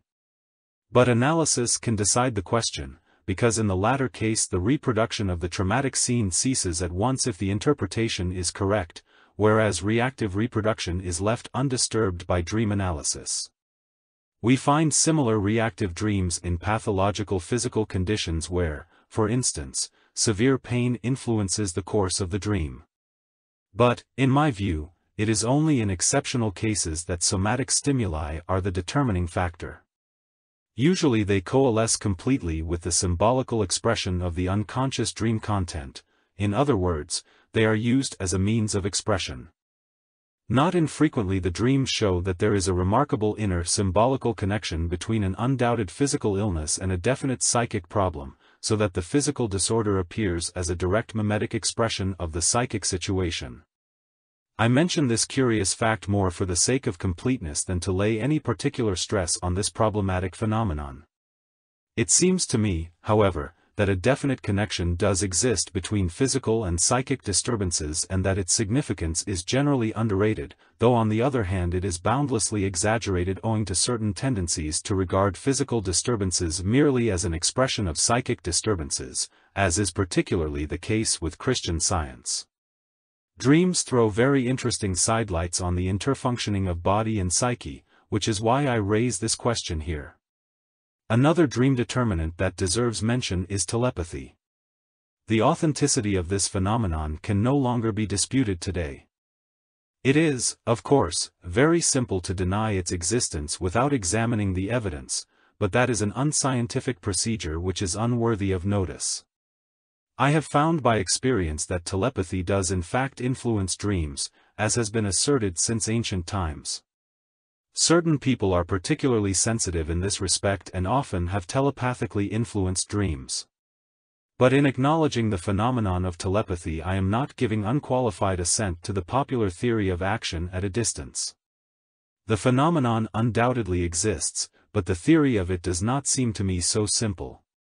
In every case one must consider the possibilities of concordance of associations, of parallel psychic processes which have been shown to play a very great role especially in families, and which also manifest themselves in an identity or far-reaching similarity of attitude. Equally one must take into account the possibility of cryptomnesia, on which special emphasis has been laid by Flournoy. It sometimes causes the most astounding phenomena. Since any kind of subliminal material shows up in dreams, it is not at all surprising that cryptomnesia sometimes appears as a determining factor. I have had frequent occasion to analyze telepathic dreams, among them several whose telepathic significance was still unknown at the moment of analysis. The analysis yielded subjective material, like any other dream analysis, in consequence of which the dream had a significance that bore on the situation of the dreamer at the moment. It yielded nothing that could have shown that the dream was telepathic. So far I have found no dream in which the telepathic content lay beyond a doubt in the associative material brought up by analysis. It invariably lay in the manifest dream content. Usually in the literature of telepathic dreams only those are mentioned where a powerfully effective event is anticipated telepathically, in space or time, that is to say when the human importance of the event, such as a death, would help to explain the premonition of it or its perception at a distance or at least make it more intelligible. The telepathic dreams I have observed were mostly of this type. A few of them, however, were distinguished by the remarkable fact that the manifest dream content contained a telepathic statement about something completely unimportant, for instance the face of an unknown and quite commonplace individual, or a certain arrangement of furniture in indifferent surroundings, or the arrival of an unimportant letter, etc. Naturally when I say unimportant, I mean only that neither by the usual questioning nor by analysis could I discover any content whose importance would have justified the telepathic phenomenon. In such cases one is inclined, more so than in those first mentioned, to think of chance. But it seems to me, unfortunately, that the hypothesis of chance is always an asylum ignorantiae. Certainly no one will deny that very strange chance events do occur, but the fact that one can count with some probability on their repetition excludes their chance nature. I would not, of course, assert that the law behind them is anything supernatural, but merely something which we cannot get at with our present knowledge. Thus even questionable telepathic contents possess a reality character that mocks all expectations of probability. Although I would not presume to a theoretical opinion on these matters, I nevertheless consider it right to recognize and emphasize their reality. This standpoint brings an enrichment to dream analysis. As against Freud's view that the dream is essentially a wish fulfillment, I hold with my friend and collaborator Alphonse Meter that the dream is a spontaneous self-portrayal, in symbolic form, of the actual situation in the unconscious. Our view coincides at this point with the conclusions of Silberer. The agreement with Silberer is the more gratifying in that it came about as the result of mutually independent work. Now this view contradicts Freud's formula only in so far as it declines to make a definite statement about the meaning of dreams. Our formula merely says that the dream is a symbolical representation of an unconscious content. It leaves the question open whether these contents are always wish fulfillments. Further researches, expressly referred to by Meter, have shown that the sexual language of dreams is not always to be interpreted in a concretistic way, that it is, in fact, an archaic language which naturally uses all the analogies readiest to hand without their necessarily coinciding with a real sexual content.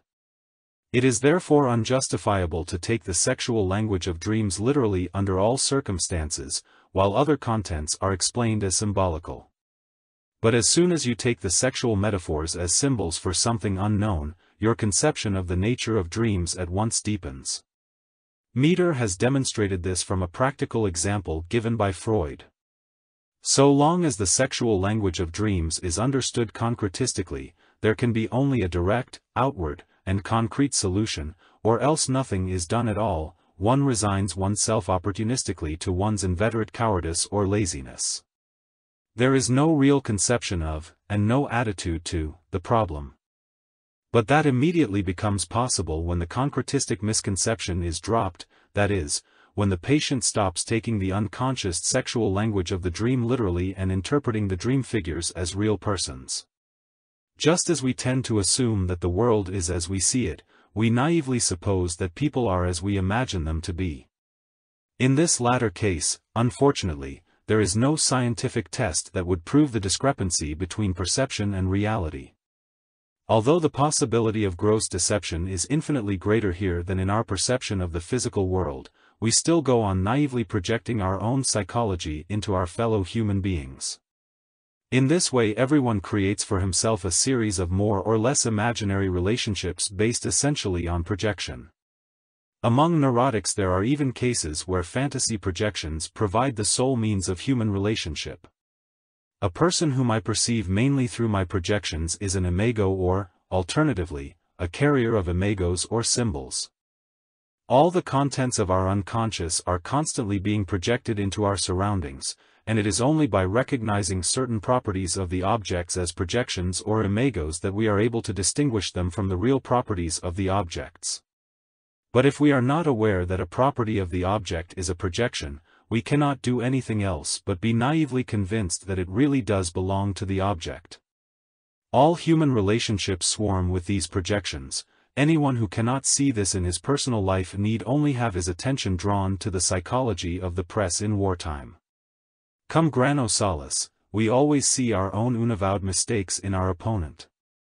Excellent examples of this are to be found in all personal quarrels.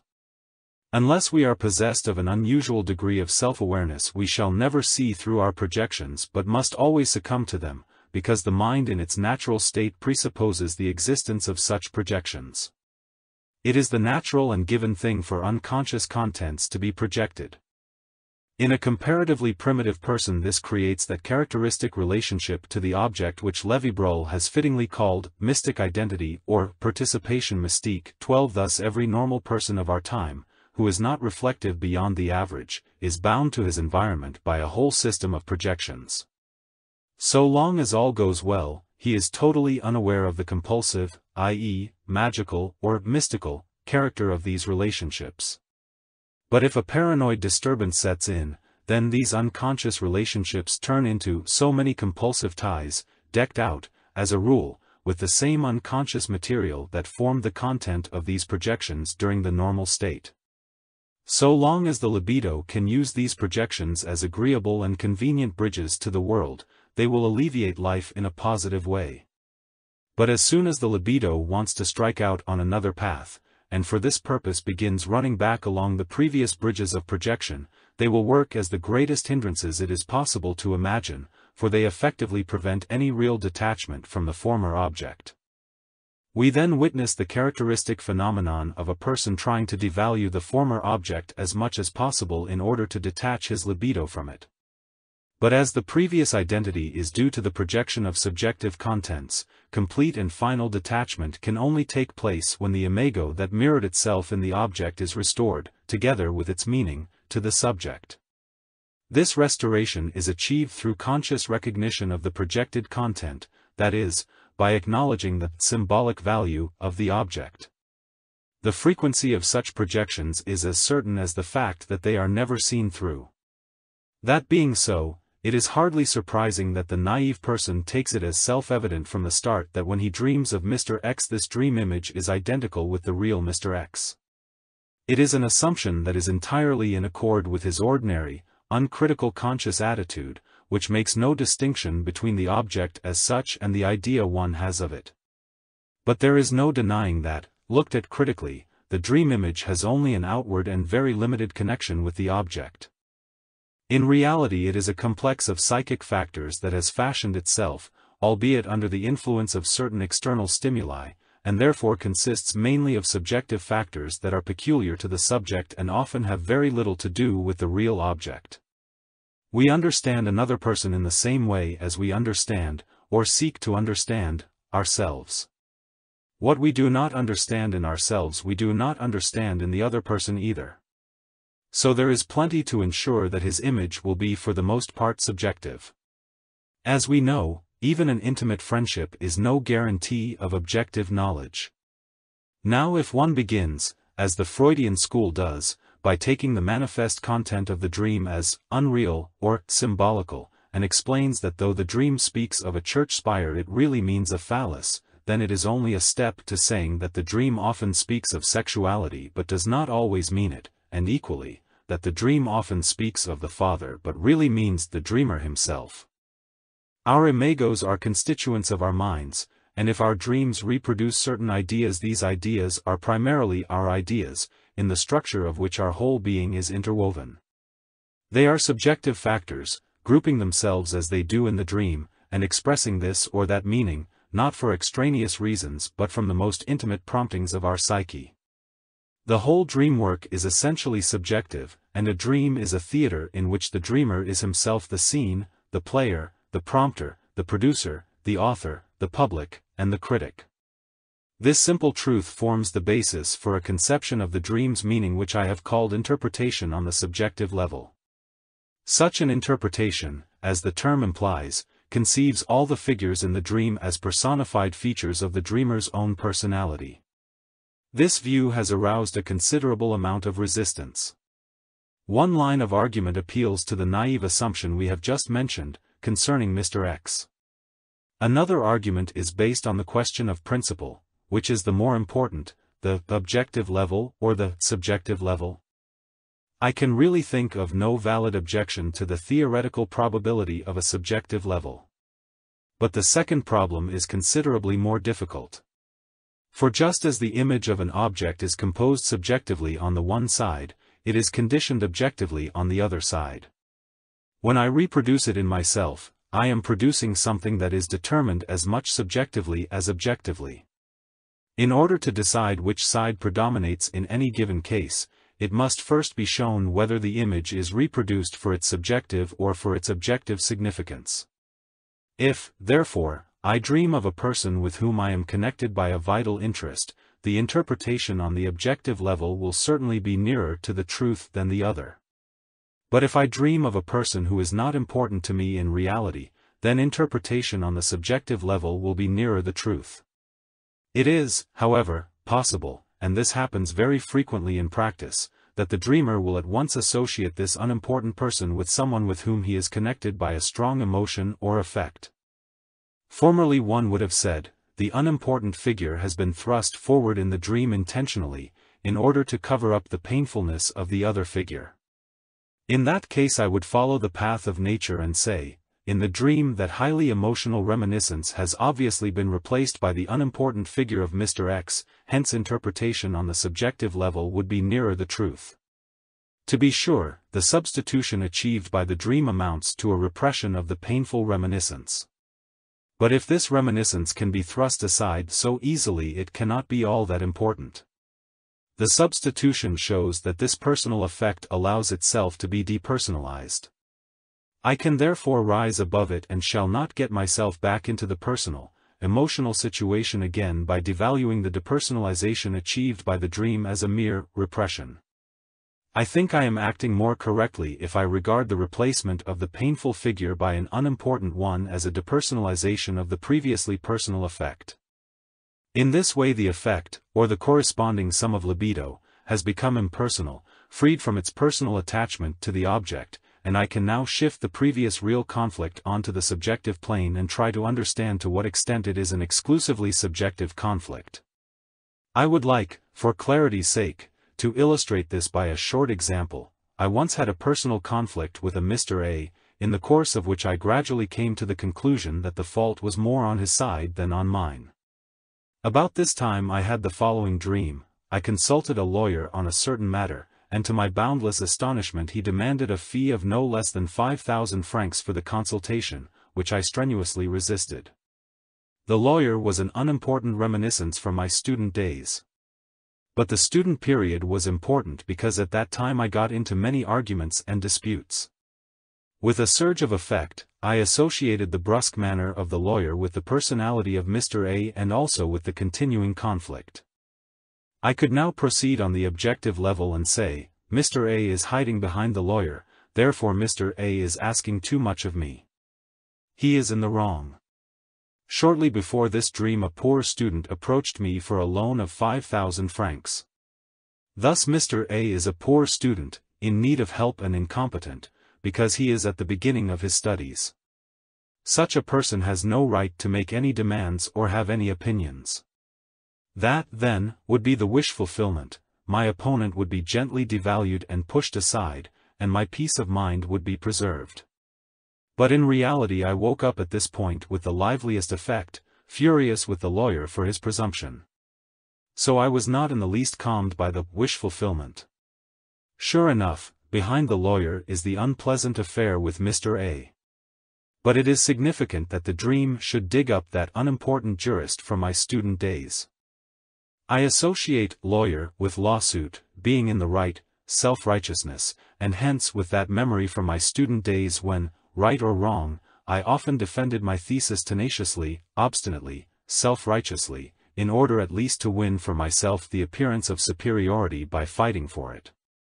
All this, so I feel, has played its part in the dispute with Mr. A. Then I know that he is really myself, that part of me which is unadapted to the present and demands too much, just as I used to do, in other words, squeezes too much libido out of me. I know then that the dispute with Mr. A cannot die because the self-righteous disputant in me would still like to see it brought to a rightful conclusion. This interpretation led to what seemed to me a meaningful result, whereas interpretation on the objective level was unproductive, since I am not in the least interested in proving that dreams are wish fulfillments. If a dream shows me what sort of mistake I am making, it gives me an opportunity to correct my attitude, which is always an advantage. Naturally, such a result can only be achieved through interpretation on the subjective level. Enlightening as interpretation on the subjective level may be in such a case, it may be entirely worthless when a vitally important relationship is the content and cause of the conflict. Here the dream figure must be related to the real object. The criterion can always be discovered from the conscious material, except in cases where the transference enters into the problem. The transference can easily cause falsifications of judgment, so that the analyst may sometimes appear as the absolutely indispensable deus ex machina or as an equally indispensable prop for reality. So far as the patient is concerned, he actually is so. It must be left to the analyst to decide how far he himself is the patient's real problem. As soon as the objective level of interpretation starts getting monotonous and unproductive, it is time to regard the figure of the analyst as a symbol for projected contents that belong to the patient. If the analyst does not do that, he has only two alternatives: either he can devalue, and consequently destroy, the transference by reducing it to infantile wishes, or he can accept its reality and sacrifice himself for the patient, sometimes in the teeth of the latter's unconscious resistance. This is to the advantage of neither party, and the analyst invariably comes off worst. But if it is possible to shift the figure of the analyst onto the subjective level, all the projected contents can be restored to the patient with their original value. An example of the withdrawal of projections can be found in my 2 essays on analytical psychology. It is clear to me that anyone who is not a practicing analyst himself will see no particular point in discussing the relative merits of the subjective level and the objective level.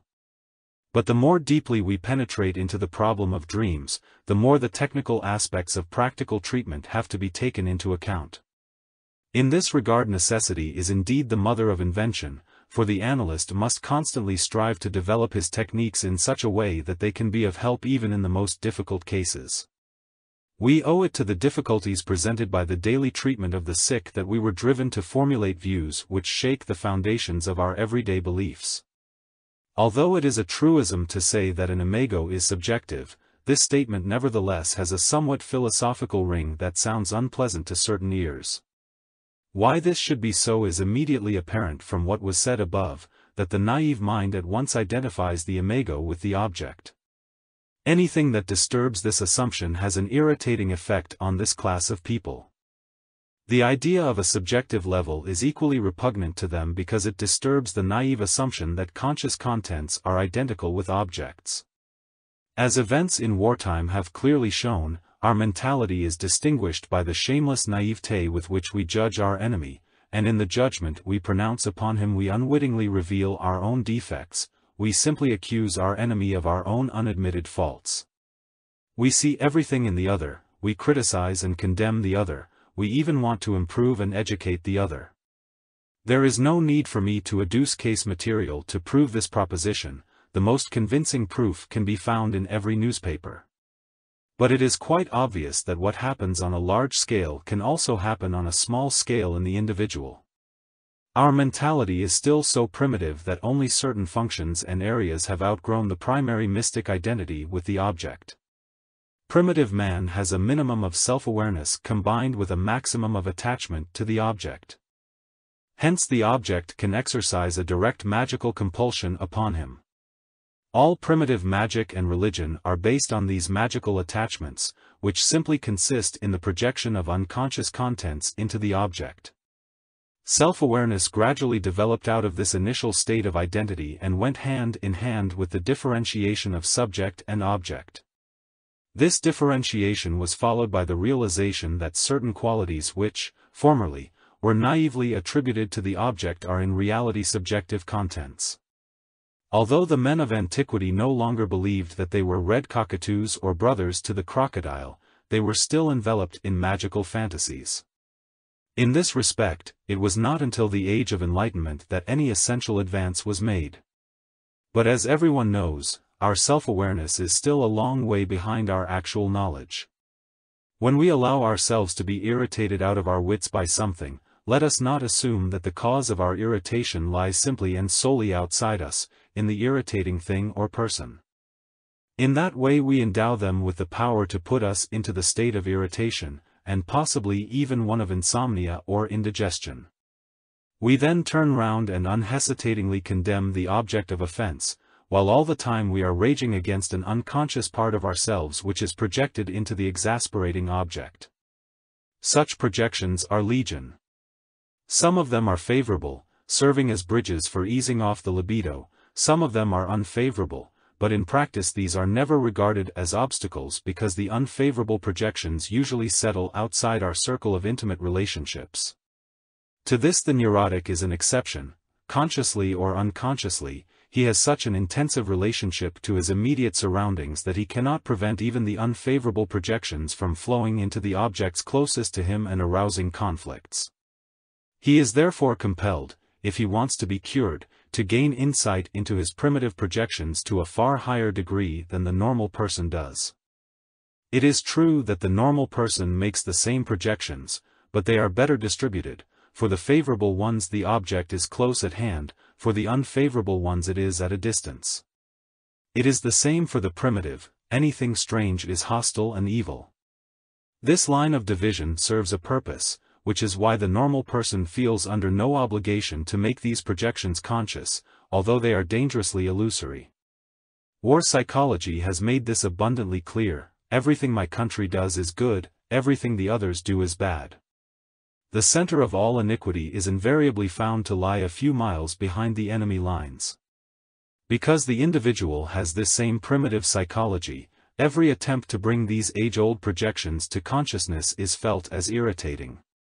Naturally, one would like to have better relations with one's fellows, but only on the condition that they live up to our expectations, in other words, that they become willing carriers of our projections.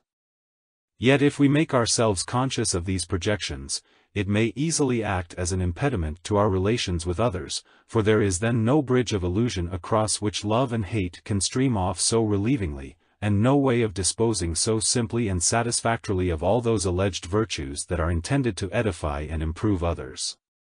In consequence of this obstruction there is a damming up of libido, as a result of which the negative projections become increasingly conscious. The individual is then faced with the task of putting down to his own account all the iniquity, devilry, etc. which he has blandly attributed to others and about which he has been indignant all his life. The irritating thing about this procedure is the conviction, on the one hand, that if everybody acted in this way life would be so much more endurable, and a violent resistance, on the other hand, against applying this principle seriously to oneself. If everybody else did it, how much better the world would be. But to do it oneself, how intolerable. The neurotic is forced by his neurosis to take this step, but the normal person is not. Instead, he acts out his psychic disturbances socially and politically, in the form of mass psychoses like wars and revolutions.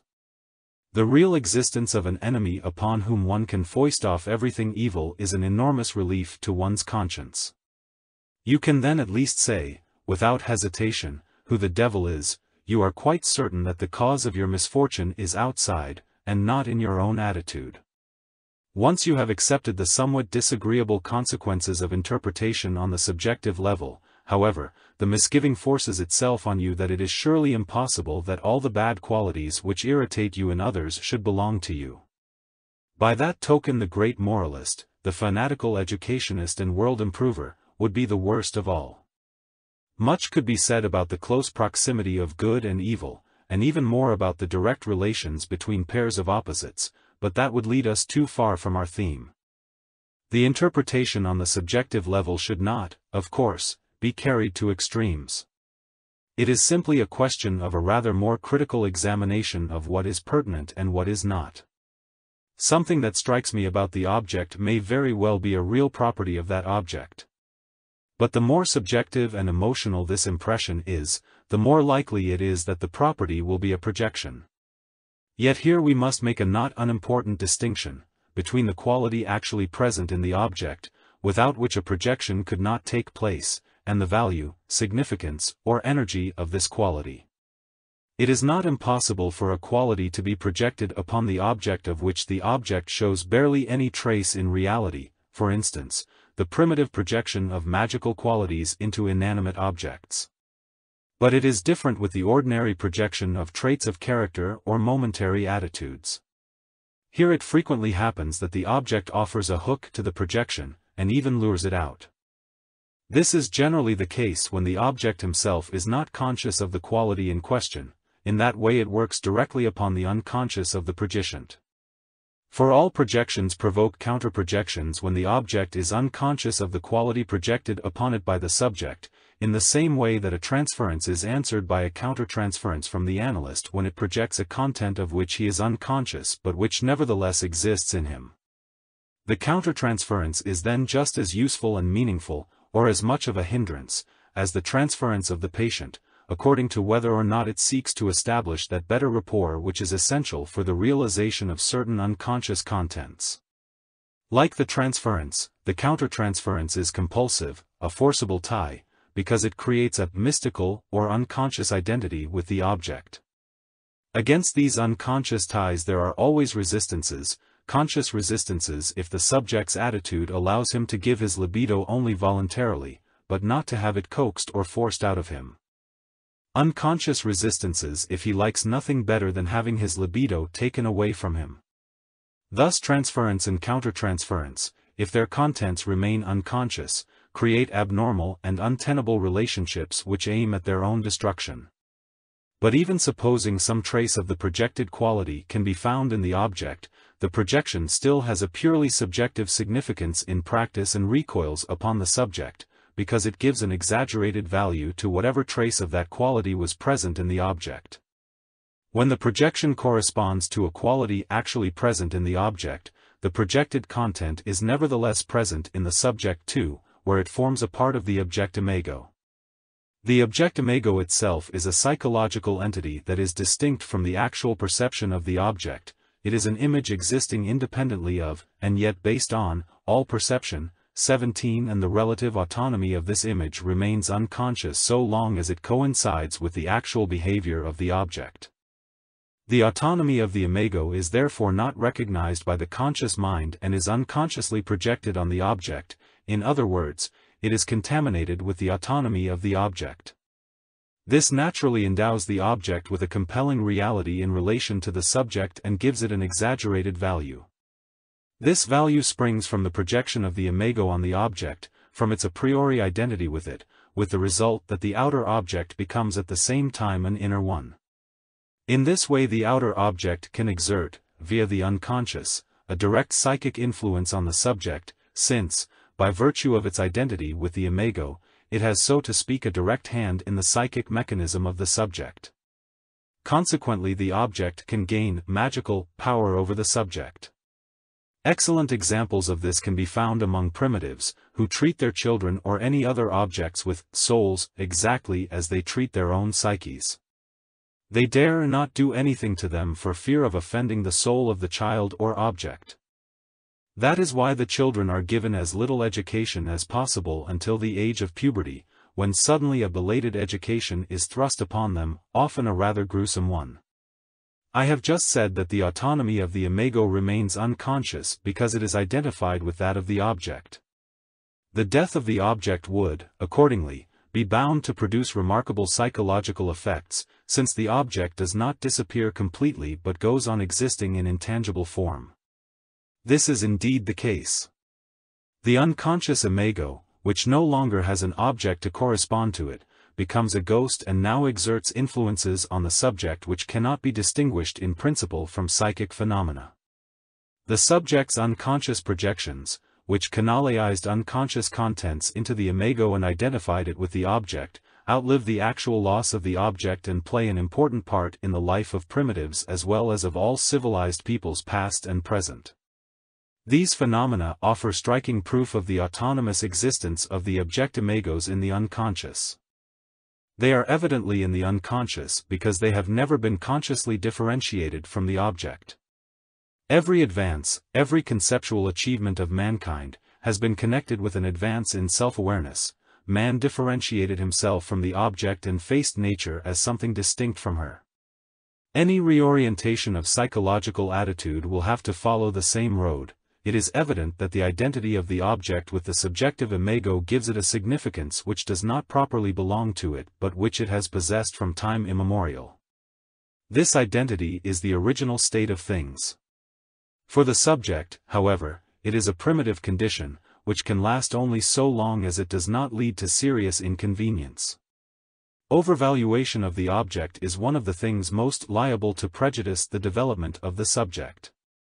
An over-accentuated, magical object orients the subject's consciousness in the direction of the object and thwarts any attempt at individual differentiation, which would obviously have to set in with the detachment of the imago from the object. The direction of his individual differentiation cannot possibly be maintained if external factors, magically, interfere with the psychic mechanism. The detachment of the imagos that give the objects their exaggerated significance restores to the subject that split-off energy which he urgently needs for his own development. To interpret the dream imagos on the subjective level has therefore the same meaning for modern man as taking away his ancestral figures and fetishes would have for primitive man, and trying to convince him that his medicine is a spiritual force which dwells not in the object but in the human psyche. The primitive feels a legitimate resistance against this heretical assumption, and in the same way modern man feels that it is disagreeable, perhaps even somehow dangerous, to dissolve the time-honored and sacrosanct identity between imago and object. The consequences for our psychology, too, can scarcely be imagined. We would no longer have anybody to rail against, nobody whom we could make responsible, nobody to instruct, improve, and punish. On the contrary, we would have to begin, in all things, with ourselves. We would have to demand of ourselves, and of no one else, all the things which we habitually demand of others. That being so, it is understandable why the interpretation of dream imagos on the subjective level is no light step, particularly as it leads to one-sidednesses and exaggerations in one direction or the other. Apart from this purely moral difficulty, there are a number of intellectual obstacles as well.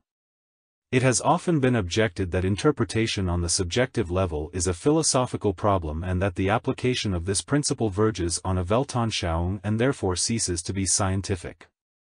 It does not surprise me that psychology debouches into philosophy, for the thinking that underlies philosophy is after all a psychic activity which, as such, is the proper study of psychology. I always think of psychology as encompassing the whole of the psyche, and that includes philosophy and theology and many other things besides. For underlying all philosophies and all religions are the facts of the human soul, which may ultimately be the arbiters of truth and error. It does not matter greatly to our psychology whether our problems touch on the one sphere or on the other. We have to do first and foremost with practical necessities. If the patient's view of the world becomes a psychological problem, we have to treat it regardless of whether philosophy pertains to psychology or not. Similarly, religious questions are primarily psychological questions so far as we are concerned. It is a regrettable defect that present-day medical psychology should, in general, hold aloof from these problems, and nowhere is this more apparent than in the treatment of the psychogenic neuroses, which often have a better chance of cure anywhere rather than in academic medicine. Although I am a doctor myself, and, on the principle that dog does not eat dog, would have every reason not to criticize the medical profession, I must nevertheless confess that doctors are not always the best guardians of the psychiatric art. I have often found that the medical psychologists try to practice their art in the routine manner inculcated into them by the peculiar nature of their studies. The study of medicine consists on the one hand in storing up in the mind an enormous number of facts, which are simply memorized without any real knowledge of their foundations, and on the other hand in learning practical skills, which have to be acquired on the principle, don't think, act. Thus it is that, of all the professionals, the medical man has the least opportunity of developing the function of thinking. So it is no wonder that even psychologically trained doctors have the greatest difficulty in following my reflections, if they follow them at all. They have habituated themselves to handing out prescriptions and mechanically applying methods which they have not thought out themselves. This tendency is the most unsuitable that can be imagined for the practice of medical psychology, for it clings to the skirts of authoritarian theories and techniques and hinders the development of independent thought. I have found that even elementary distinctions, such as those between subjective level and objective level, ego and self, sign and symbol, causality and finality, etc., which are of the utmost importance in practical treatment, overtax their thinking capacities. This may explain their obstinate adherence to views that are out of date and have long been in need of revision. That this is not merely my own subjective opinion is evident from the fanatical one-sidedness and sectarian exclusiveness of certain psychoanalytical groups. Everyone knows that this attitude is a symptom of overcompensated doubt. But then, who applies psychological criteria to himself? The interpretation of dreams as infantile wish fulfillments or as finalistic arrangements subserving an infantile striving for power is much too narrow and fails to do justice to the essential nature of dreams. A dream, like every element in the psychic structure, is a product of the total psyche. Hence we may expect to find in dreams everything that has ever been of significance in the life of humanity.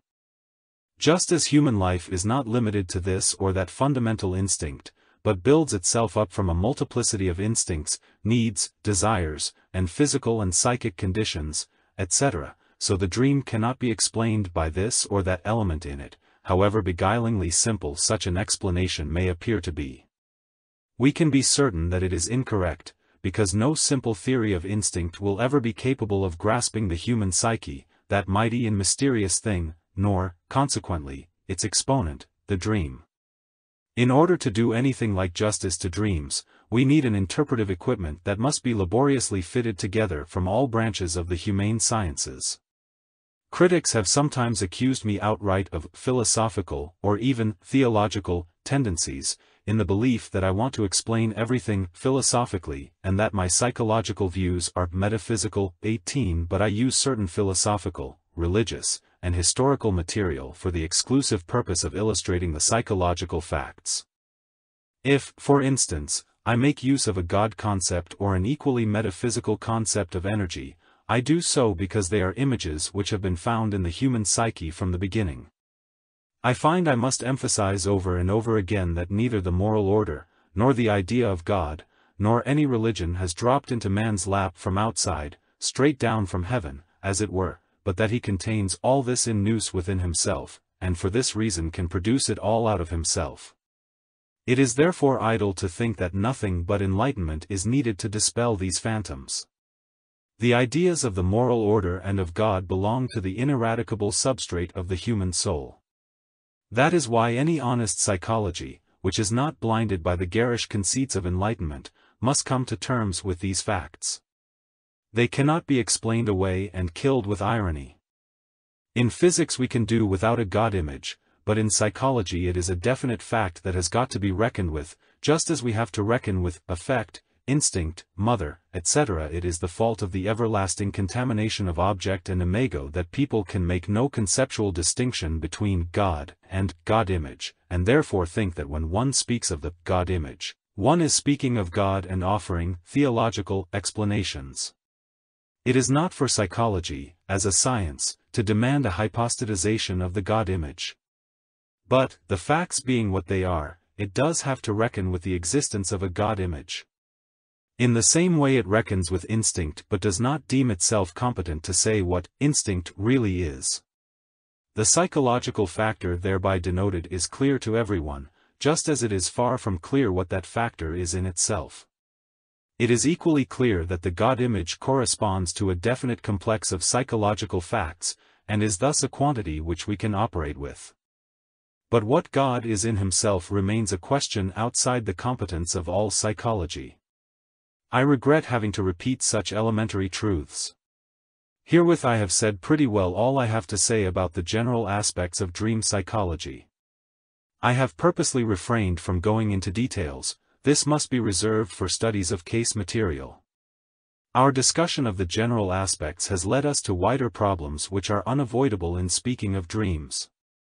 Naturally very much more could be said about the aims of dream analysis, but since dream analysis is instrumental to analytical treatment in general, this could only be done if I were to embark on the whole question of therapy.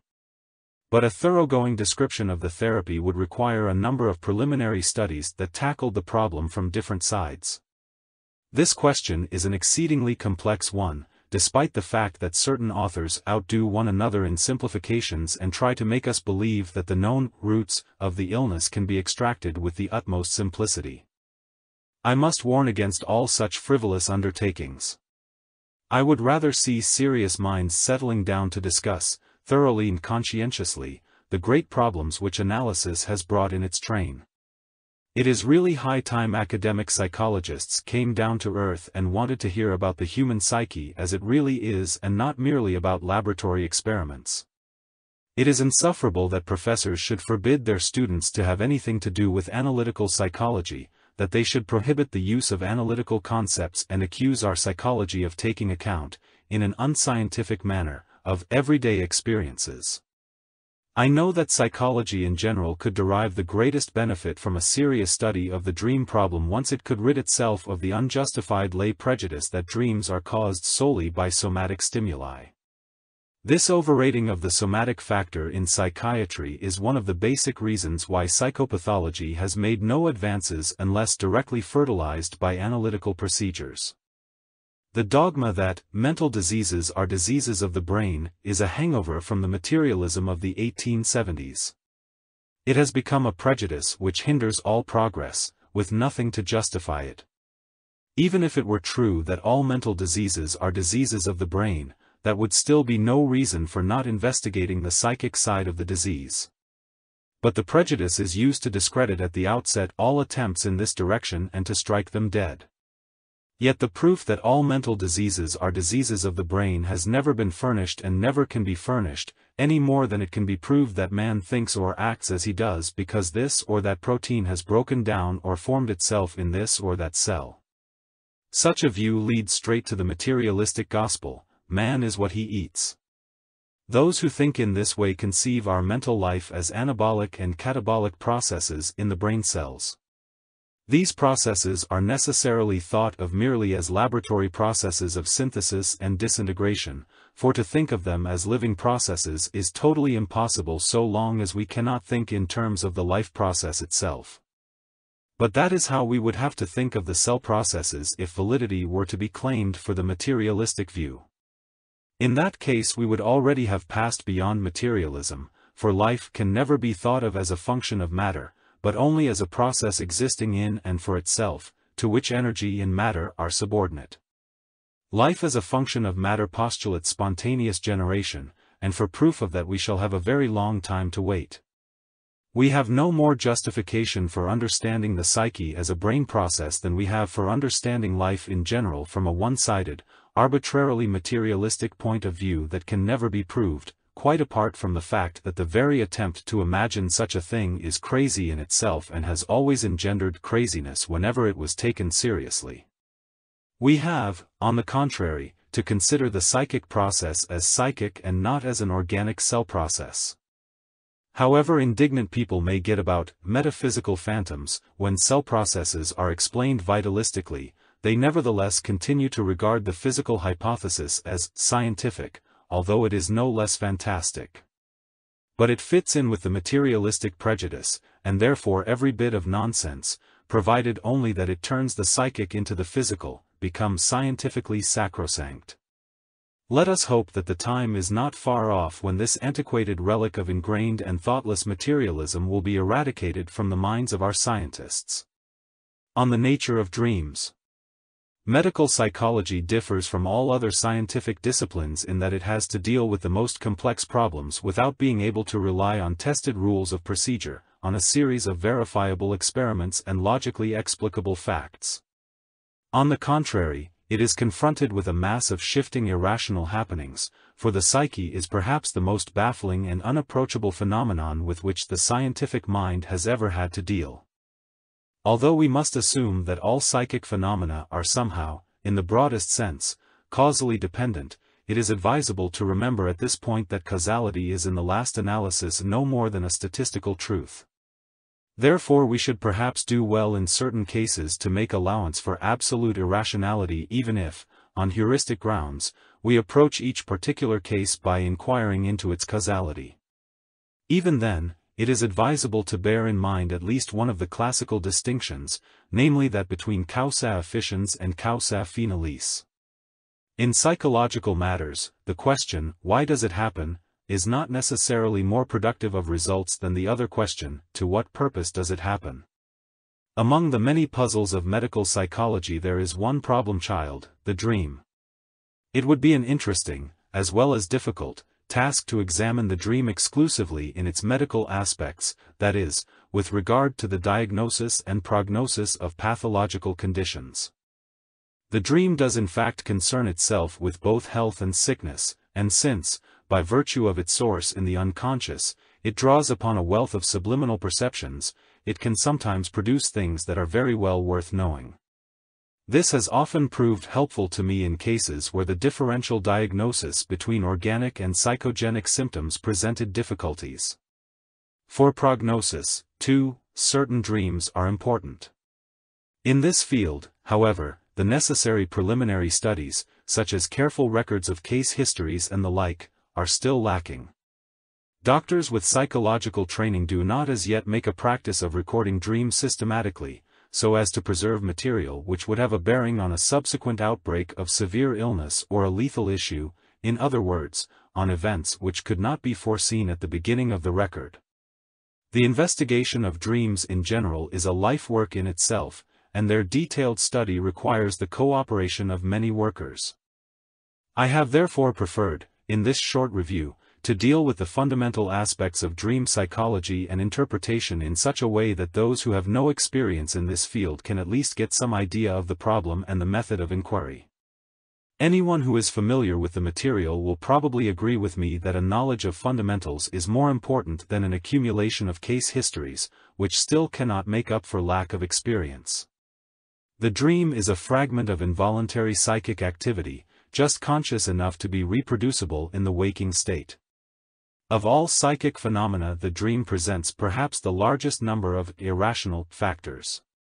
It seems to possess a minimum of that logical coherence and that hierarchy of values shown by the other contents of consciousness, and is therefore less transparent and understandable. Dreams that form logically, morally, or aesthetically satisfying wholes are exceptional. Usually a dream is a strange and disconcerting product distinguished by many bad qualities, such as lack of logic, questionable morality, uncouth form, and apparent absurdity or nonsense. People are therefore only too glad to dismiss it as stupid, meaningless, and worthless. Every interpretation of a dream is a psychological statement about certain of its contents. This is not without danger, as the dreamer, like most people, usually displays an astonishing sensitiveness to critical remarks, not only if they are wrong, but even more if they are right.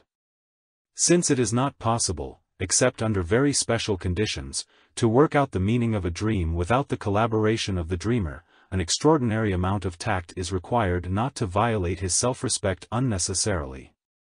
For instance, what is one to say when a patient tells a number of indecent dreams and then asks, "Why should I have such disgusting dreams?"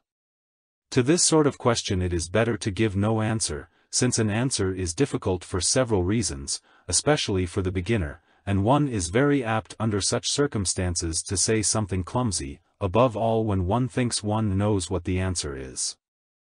So difficult is it to understand a dream that for a long time I have made it a rule, when someone tells me a dream and asks for my opinion, to say first of all to myself, "I have no idea what this dream means." After that I can begin to examine the dream.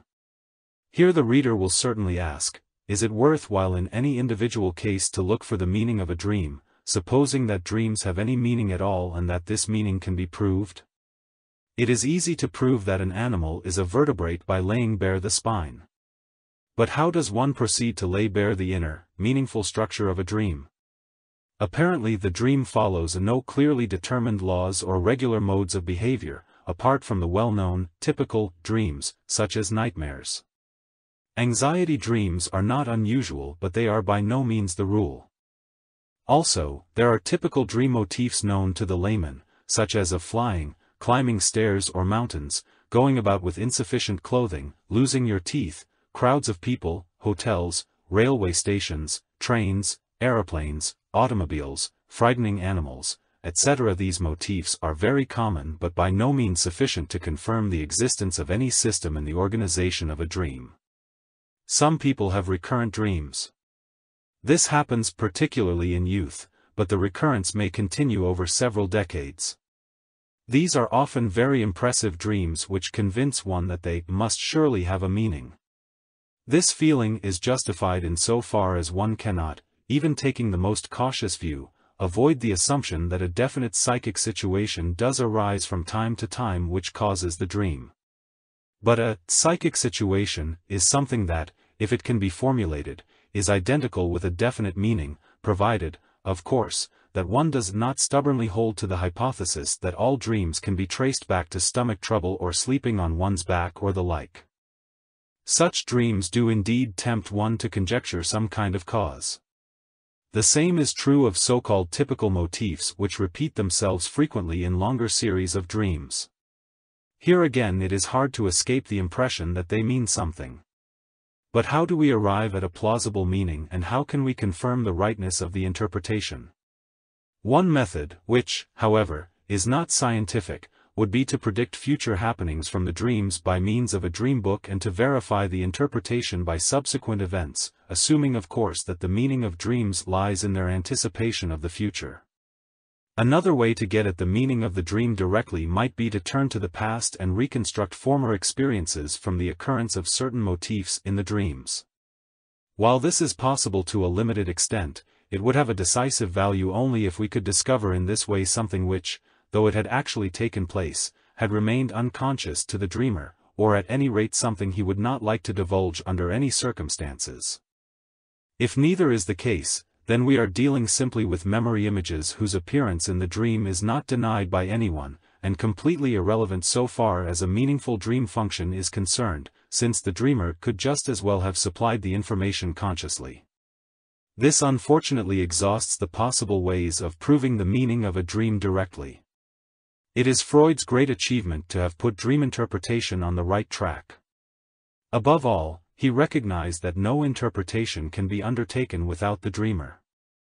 The words composing a dream narrative have not just one meaning, but many meanings. If, for instance, someone dreams of a table, we are still far from knowing what the table of the dreamer signifies, although the word table sounds unambiguous enough. For the thing we do not know is that this table is the very one at which his father sat when he refused the dreamer all further financial help and threw him out of the house as a good-for-nothing. The polished surface of this table stares at him as a symbol of his lamentable worthlessness in his daytime consciousness as well as in his dreams at night. This is what our dreamer understands by table.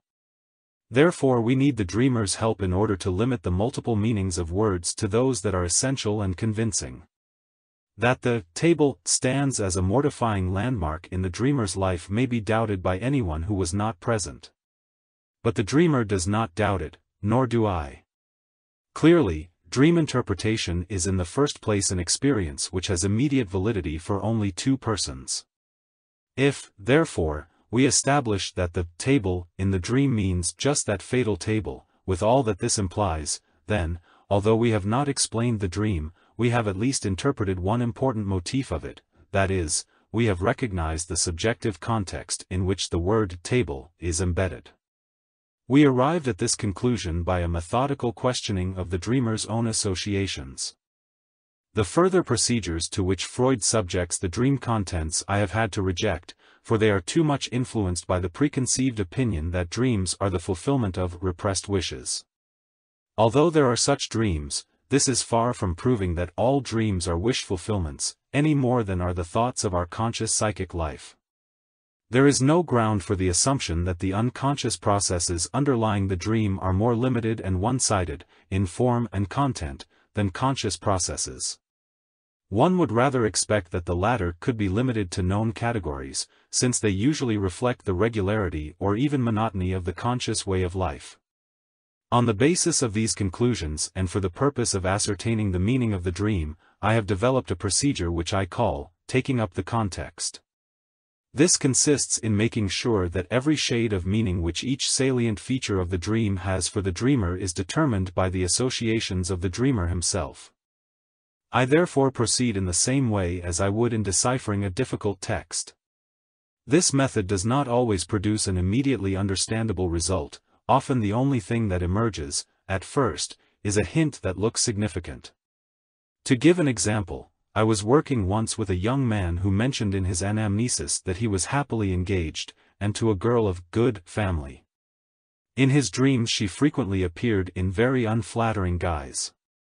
The context showed that the dreamer's unconscious connected the figure of his bride with all kinds of scandalous stories from quite another source, which was incomprehensible to him and naturally also to me. But, from the constant repetition of such combinations, I had to conclude that, despite his conscious resistance, there existed in him an unconscious tendency to show his bride in this ambiguous light. He told me that if such a thing were true it would be a catastrophe.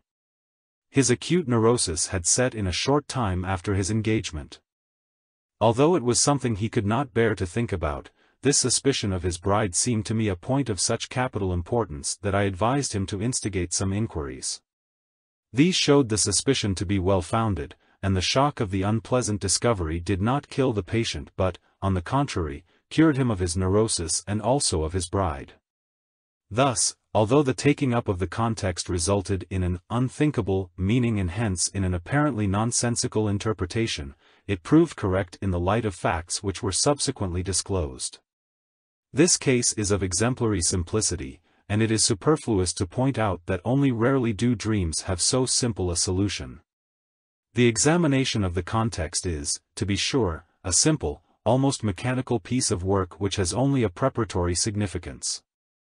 But the subsequent production of a readable text, i.e., the actual interpretation of the dream, is as a rule a very exacting task.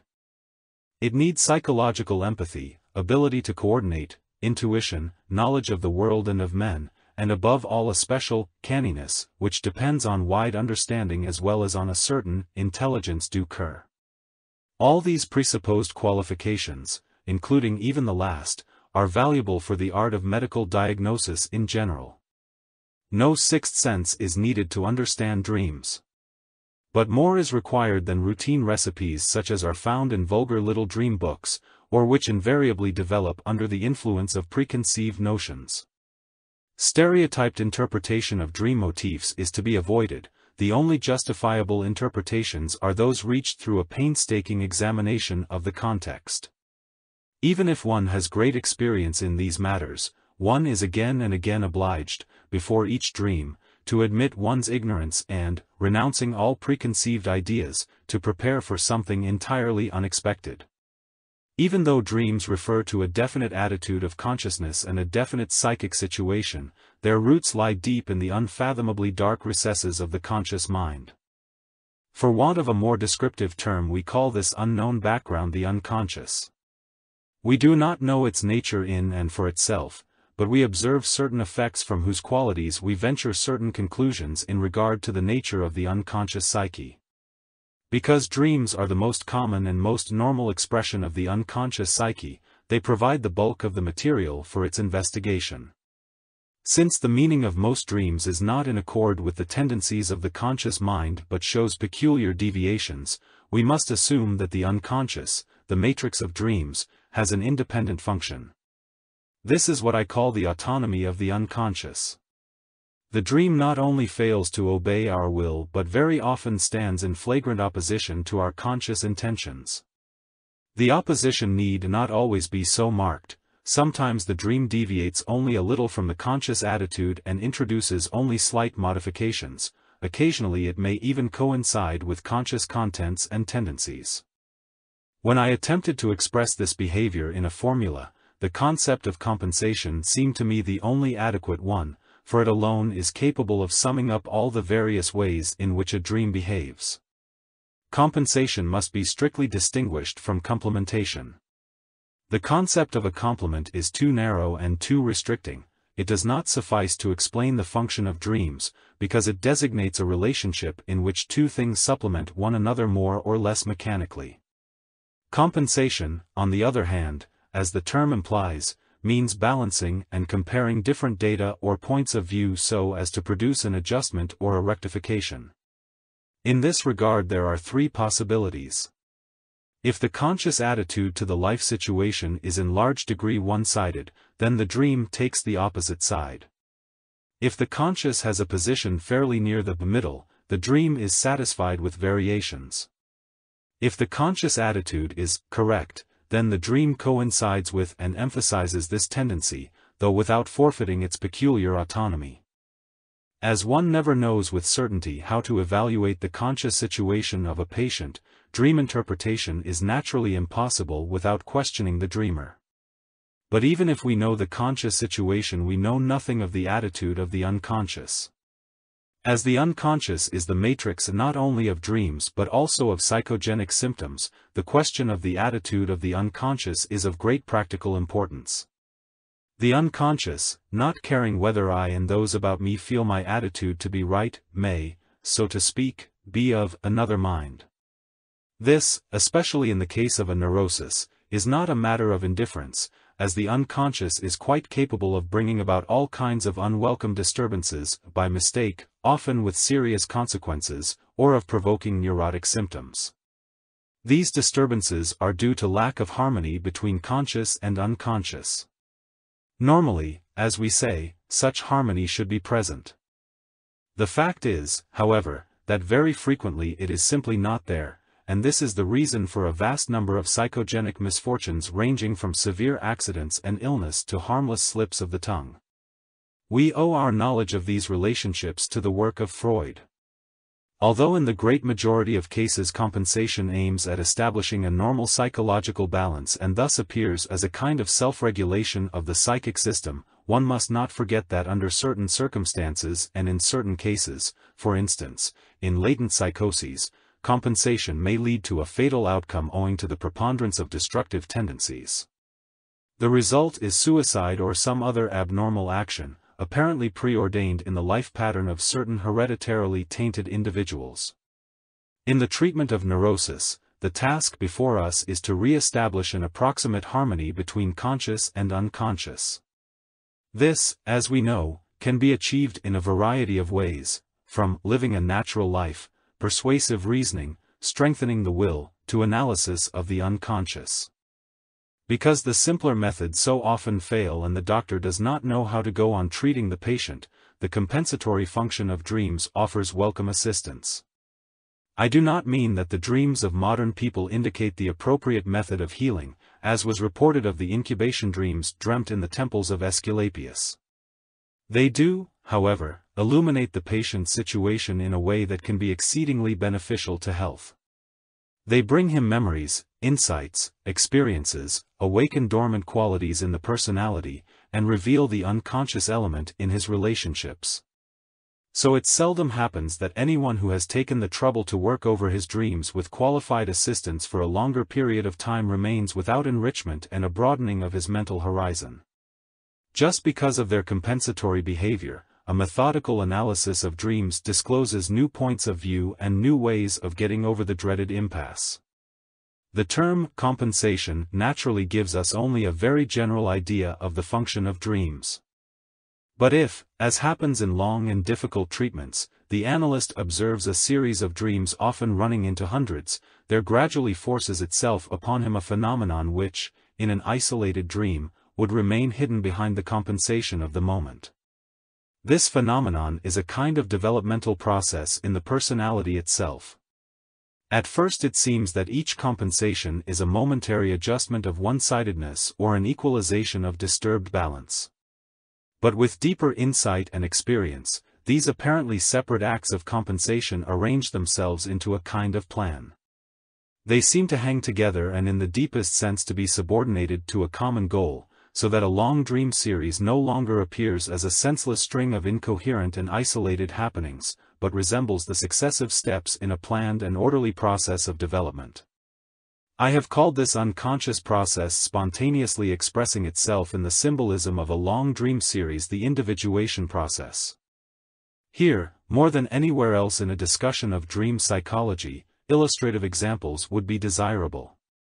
Unfortunately, this is quite impossible for technical reasons.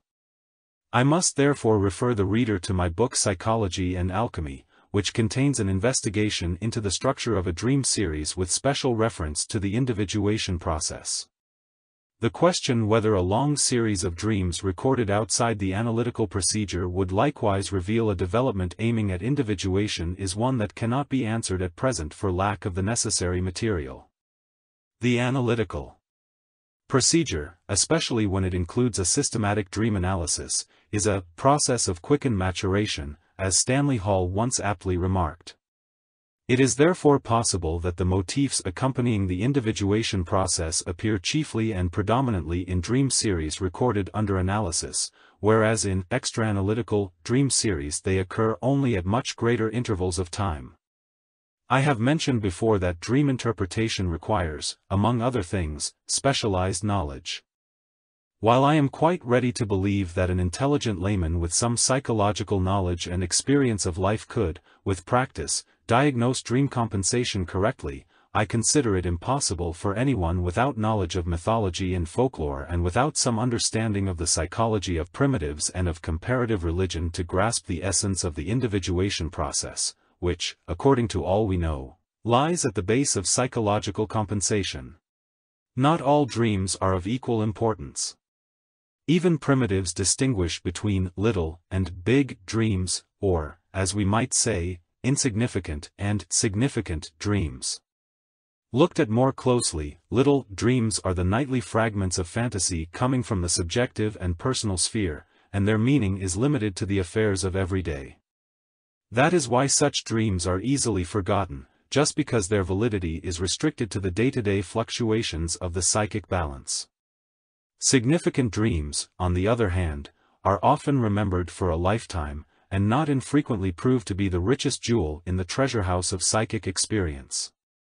How many people have I encountered who at the first meeting could not refrain from saying, "I once had a dream." Sometimes it was the first dream they could ever remember, and one that occurred between the ages of 3 and 5. I have examined many such dreams, and often found in them a peculiarity which distinguishes them from other dreams. They contain symbolical images which we also come across in the mental history of mankind. It is worth noting that the dreamer does not need to have any inkling of the existence of such parallels. This peculiarity is characteristic of dreams of the individuation process, where we find the mythological motifs or mythologisms I have designated as archetypes. These are to be understood as specific forms and groups of images which occur not only at all times and in all places but also in individual dreams, fantasies, visions, and delusional ideas. Their frequent appearance in individual case material, as well as their universal distribution, prove that the human psyche is unique and subjective or personal only in part, and for the rest is collective and objective. Thus we speak on the one hand of a personal and on the other of a collective unconscious, which lies at a deeper level and is further removed from consciousness than the personal unconscious. The big or meaningful dreams come from this deeper level. They reveal their significance, quite apart from the subjective impression they make, by their plastic form, which often has a poetic force and beauty. Such dreams occur mostly during the critical phases of life, in early youth, puberty, at the onset of middle age, and within sight of death. Their interpretation often involves considerable difficulties, because the material which the dreamer is able to contribute is too meager. For these archetypal products are no longer concerned with personal experiences but with general ideas, whose chief significance lies in their intrinsic meaning and not in any personal experience and its associations. For example, a young man dreamed of a great snake that guarded a golden bowl in an underground vault. To be sure, he had once seen a huge snake in a zoo, but otherwise he could suggest nothing that might have prompted such a dream, except perhaps the reminiscence of fairy tales. Judging by this unsatisfactory context, the dream, which actually produced a very powerful effect, would have hardly any meaning. But that would not explain its decided emotionality. In such a case we have to go back to mythology, where the combination of snake or dragon with treasure and cave represents an ordeal in the life of the hero. Then it becomes clear that we are dealing with a collective emotion, a typical situation full of effect, which is not primarily a personal experience but becomes one only secondarily. Primarily it is a universally human problem which, because it has been overlooked subjectively, forces itself objectively upon the dreamer's consciousness. A man in middle life still feels young, and age and death lie far ahead of him. At about 36 he passes the zenith of life, without being conscious of the meaning of this fact. If he is a man whose whole makeup and nature do not tolerate excessive unconsciousness, then the import of this moment will be forced upon him, perhaps in the form of an archetypal dream. It would be in vain for him to try to understand the dream with the help of a carefully worked-out context, for it expresses itself in strange mythological forms that are not familiar to him. The dream uses collective figures because it has to express an eternal human problem that repeats itself endlessly, and not just a disturbance of personal balance. All these moments in the individual's life, when the universal laws of human fate break in upon the purposes, expectations, and opinions of the personal consciousness, are stations along the road of the individuation process. This process is, in effect, the spontaneous realization of the whole man. The ego-conscious personality is only a part of the whole man, and its life does not yet represent his total life. The more he is merely I, the more he splits himself off from the collective man, of whom he is also a part, and may even find himself in opposition to him. But since everything living strives for wholeness, the inevitable one-sidedness of our conscious life is continually being corrected and compensated by the universal human being in us, whose goal is the ultimate integration of conscious and unconscious, or better, the assimilation of the ego to a wider personality. Such reflections are unavoidable if one wants to understand the meaning of big dreams. They employ numerous mythological motifs that characterize the life of the hero, of that greater man who is semi-divine by nature. Here we find the dangerous adventures and ordeals such as occur in initiations. We meet dragons, helpful animals, and demons, also the wise old man, the animal man, the wishing tree, the hidden treasure, the well, the cave, the walled garden, the transformative processes and substances of alchemy, and so forth, all things which in no way touch the banalities of everyday. The reason for this is that they have to do with the realization of a part of the personality which has not yet come into existence but is still in the process of becoming. How such mythologisms get condensed in dreams, and how they modify one another, is shown by the picture of the dream of Nebuchadnezzar. Although purporting to be no more than a representation of that dream, it has, so to speak, been dreamed over again by the artist, as is immediately apparent if one examines the details more closely. The tree is growing out of the king's navel, it is therefore the genealogical tree of Christ's ancestors, that grows from the navel of Adam, the tribal father. For this reason it bears in its branches the pelican, who nourishes its young with its blood, a well-known allegory of Christ. Apart from that, the pelican, together with the four birds that take the place of the four symbols of the evangelists, form a quincunx, and this quincunx reappears lower down in the stag, another symbol of Christ, with the four animals looking upwards. These two quaternities have the closest connections with alchemical ideas, above the volatilia, below the terrena, the former traditionally represented as birds, the latter as quadrupeds. Thus not only has the Christian conception of the genealogical tree and of the evangelical quaternity insinuated itself into the picture, but also the alchemical idea of the double quaternity. This contamination shows in the most vivid way how individual dreams make use of archetypes.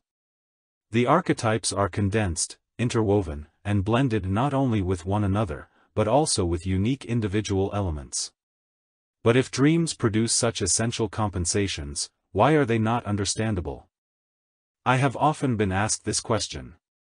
The answer must be that the dream is a natural occurrence, and that nature shows no inclination to offer her fruits gratis or according to human expectations. It is often objected that the compensation must be ineffective unless the dream is understood. This is not so certain, however, for many things can be effective without being understood.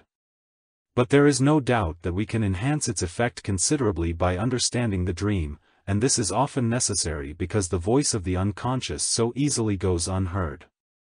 What nature leaves imperfect is perfected by the art, says an alchemical dictum. Coming now to the form of dreams, we find everything from lightning impressions to endlessly spun-out dream narrative. Nevertheless, there are a great many average dreams in which a definite structure can be perceived, not unlike that of a drama. For instance, the dream begins with a statement of place, such as, I was in a street, it was an avenue, or, I was in a large building like a hotel. Next comes a statement about the protagonists, for instance, I was walking with my friend X in a city park. At a crossing we suddenly ran into Mrs. Y, or, I was sitting with father and mother in a train compartment, or, I was in uniform with many of my comrades. Statements of time are rarer. I call this phase of the dream the exposition. It indicates the scene of action, the people involved, and often the initial situation of the dreamer. In the second phase comes the development of the plot. For instance, I was in a street, it was an avenue. In the distance a car appeared, which approached rapidly. It was being driven very unsteadily, and I thought the driver must be drunk. Or, Mrs. Y seemed to be very excited and wanted to whisper something to me hurriedly, which my friend X was obviously not intended to hear. The situation is somehow becoming complicated, and a definite tension develops because one does not know what will happen. The third phase brings the culmination or peripeteia. Here something decisive happens or something changes completely. Suddenly I was in the car and seemed to be myself, this drunken driver. Only I was not drunk, but strangely insecure and as if without a steering wheel. I could no longer control the fast-moving car, and crashed into a wall. Or, suddenly Mrs. Y turned deathly pale and fell to the ground. The fourth and last phase is the lysis, the solution or result produced by the dream work. Examples: I saw that the front part of the car was smashed. It was a strange car that I did not know. I myself was unhurt. I thought with some uneasiness of my responsibility. We thought Mrs. Y was dead, but it was evidently only a faint. My friend X cried out, "I must fetch a doctor." The last phase shows the final situation, which is at the same time the solution sought by the dreamer. In Dream 1 a new reflectiveness has supervened after a kind of rudderless confusion, or rather, should supervene, since the dream is compensatory. The upshot of Dream 3 is the thought that the help of a competent third person is indicated. The first dreamer was a man who had rather lost his head in difficult family circumstances and did not want to let matters go to extremes. The other dreamer wondered whether he ought to obtain the help of a psychiatrist for his neurosis. Naturally, these statements are not an interpretation of the dream, they merely outline the initial situation. This division into 4 phases can be applied without much difficulty to the majority of dreams met with in practice, an indication that dreams generally have a dramatic structure. The essential content of the dream action, as I have shown above, is a sort of finely attuned compensation of the one-sidedness, errors, deviations, or other shortcomings of the conscious attitude. An hysterical patient of mine, an aristocratic lady who seemed to herself no end distinguished, met in her dreams a whole series of dirty fishwives and drunken prostitutes. In extreme cases the compensation becomes so menacing that the fear of it results in sleeplessness. Thus the dream may either repudiate the dreamer in a most painful way, or bolster him up morally.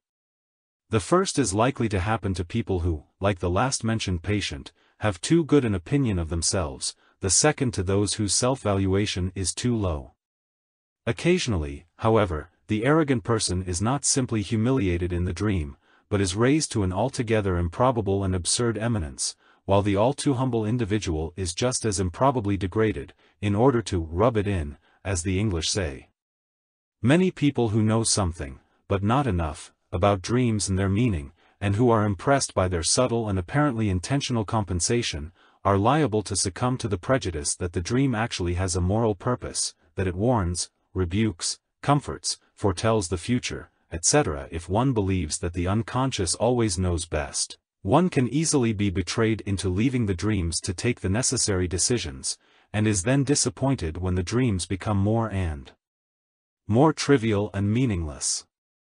Experience has shown me that a slight knowledge of dream psychology is apt to lead to an overrating of the unconscious which impairs the power of conscious decision. The unconscious functions satisfactorily only when the conscious mind fulfills its tasks to the very limit. A dream may perhaps supply what is then lacking, or it may help us forward where our best efforts have failed.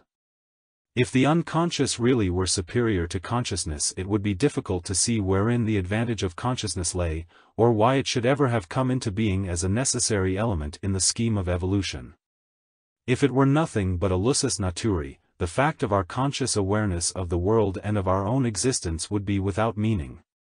The idea that consciousness is a freak of nature is somehow difficult to digest, and for psychological reasons we should avoid emphasizing it, even if it were correct, which, by the way, we shall luckily never be in a position to prove. It is a question that belongs to the realm of metaphysics, where no criterion of truth exists.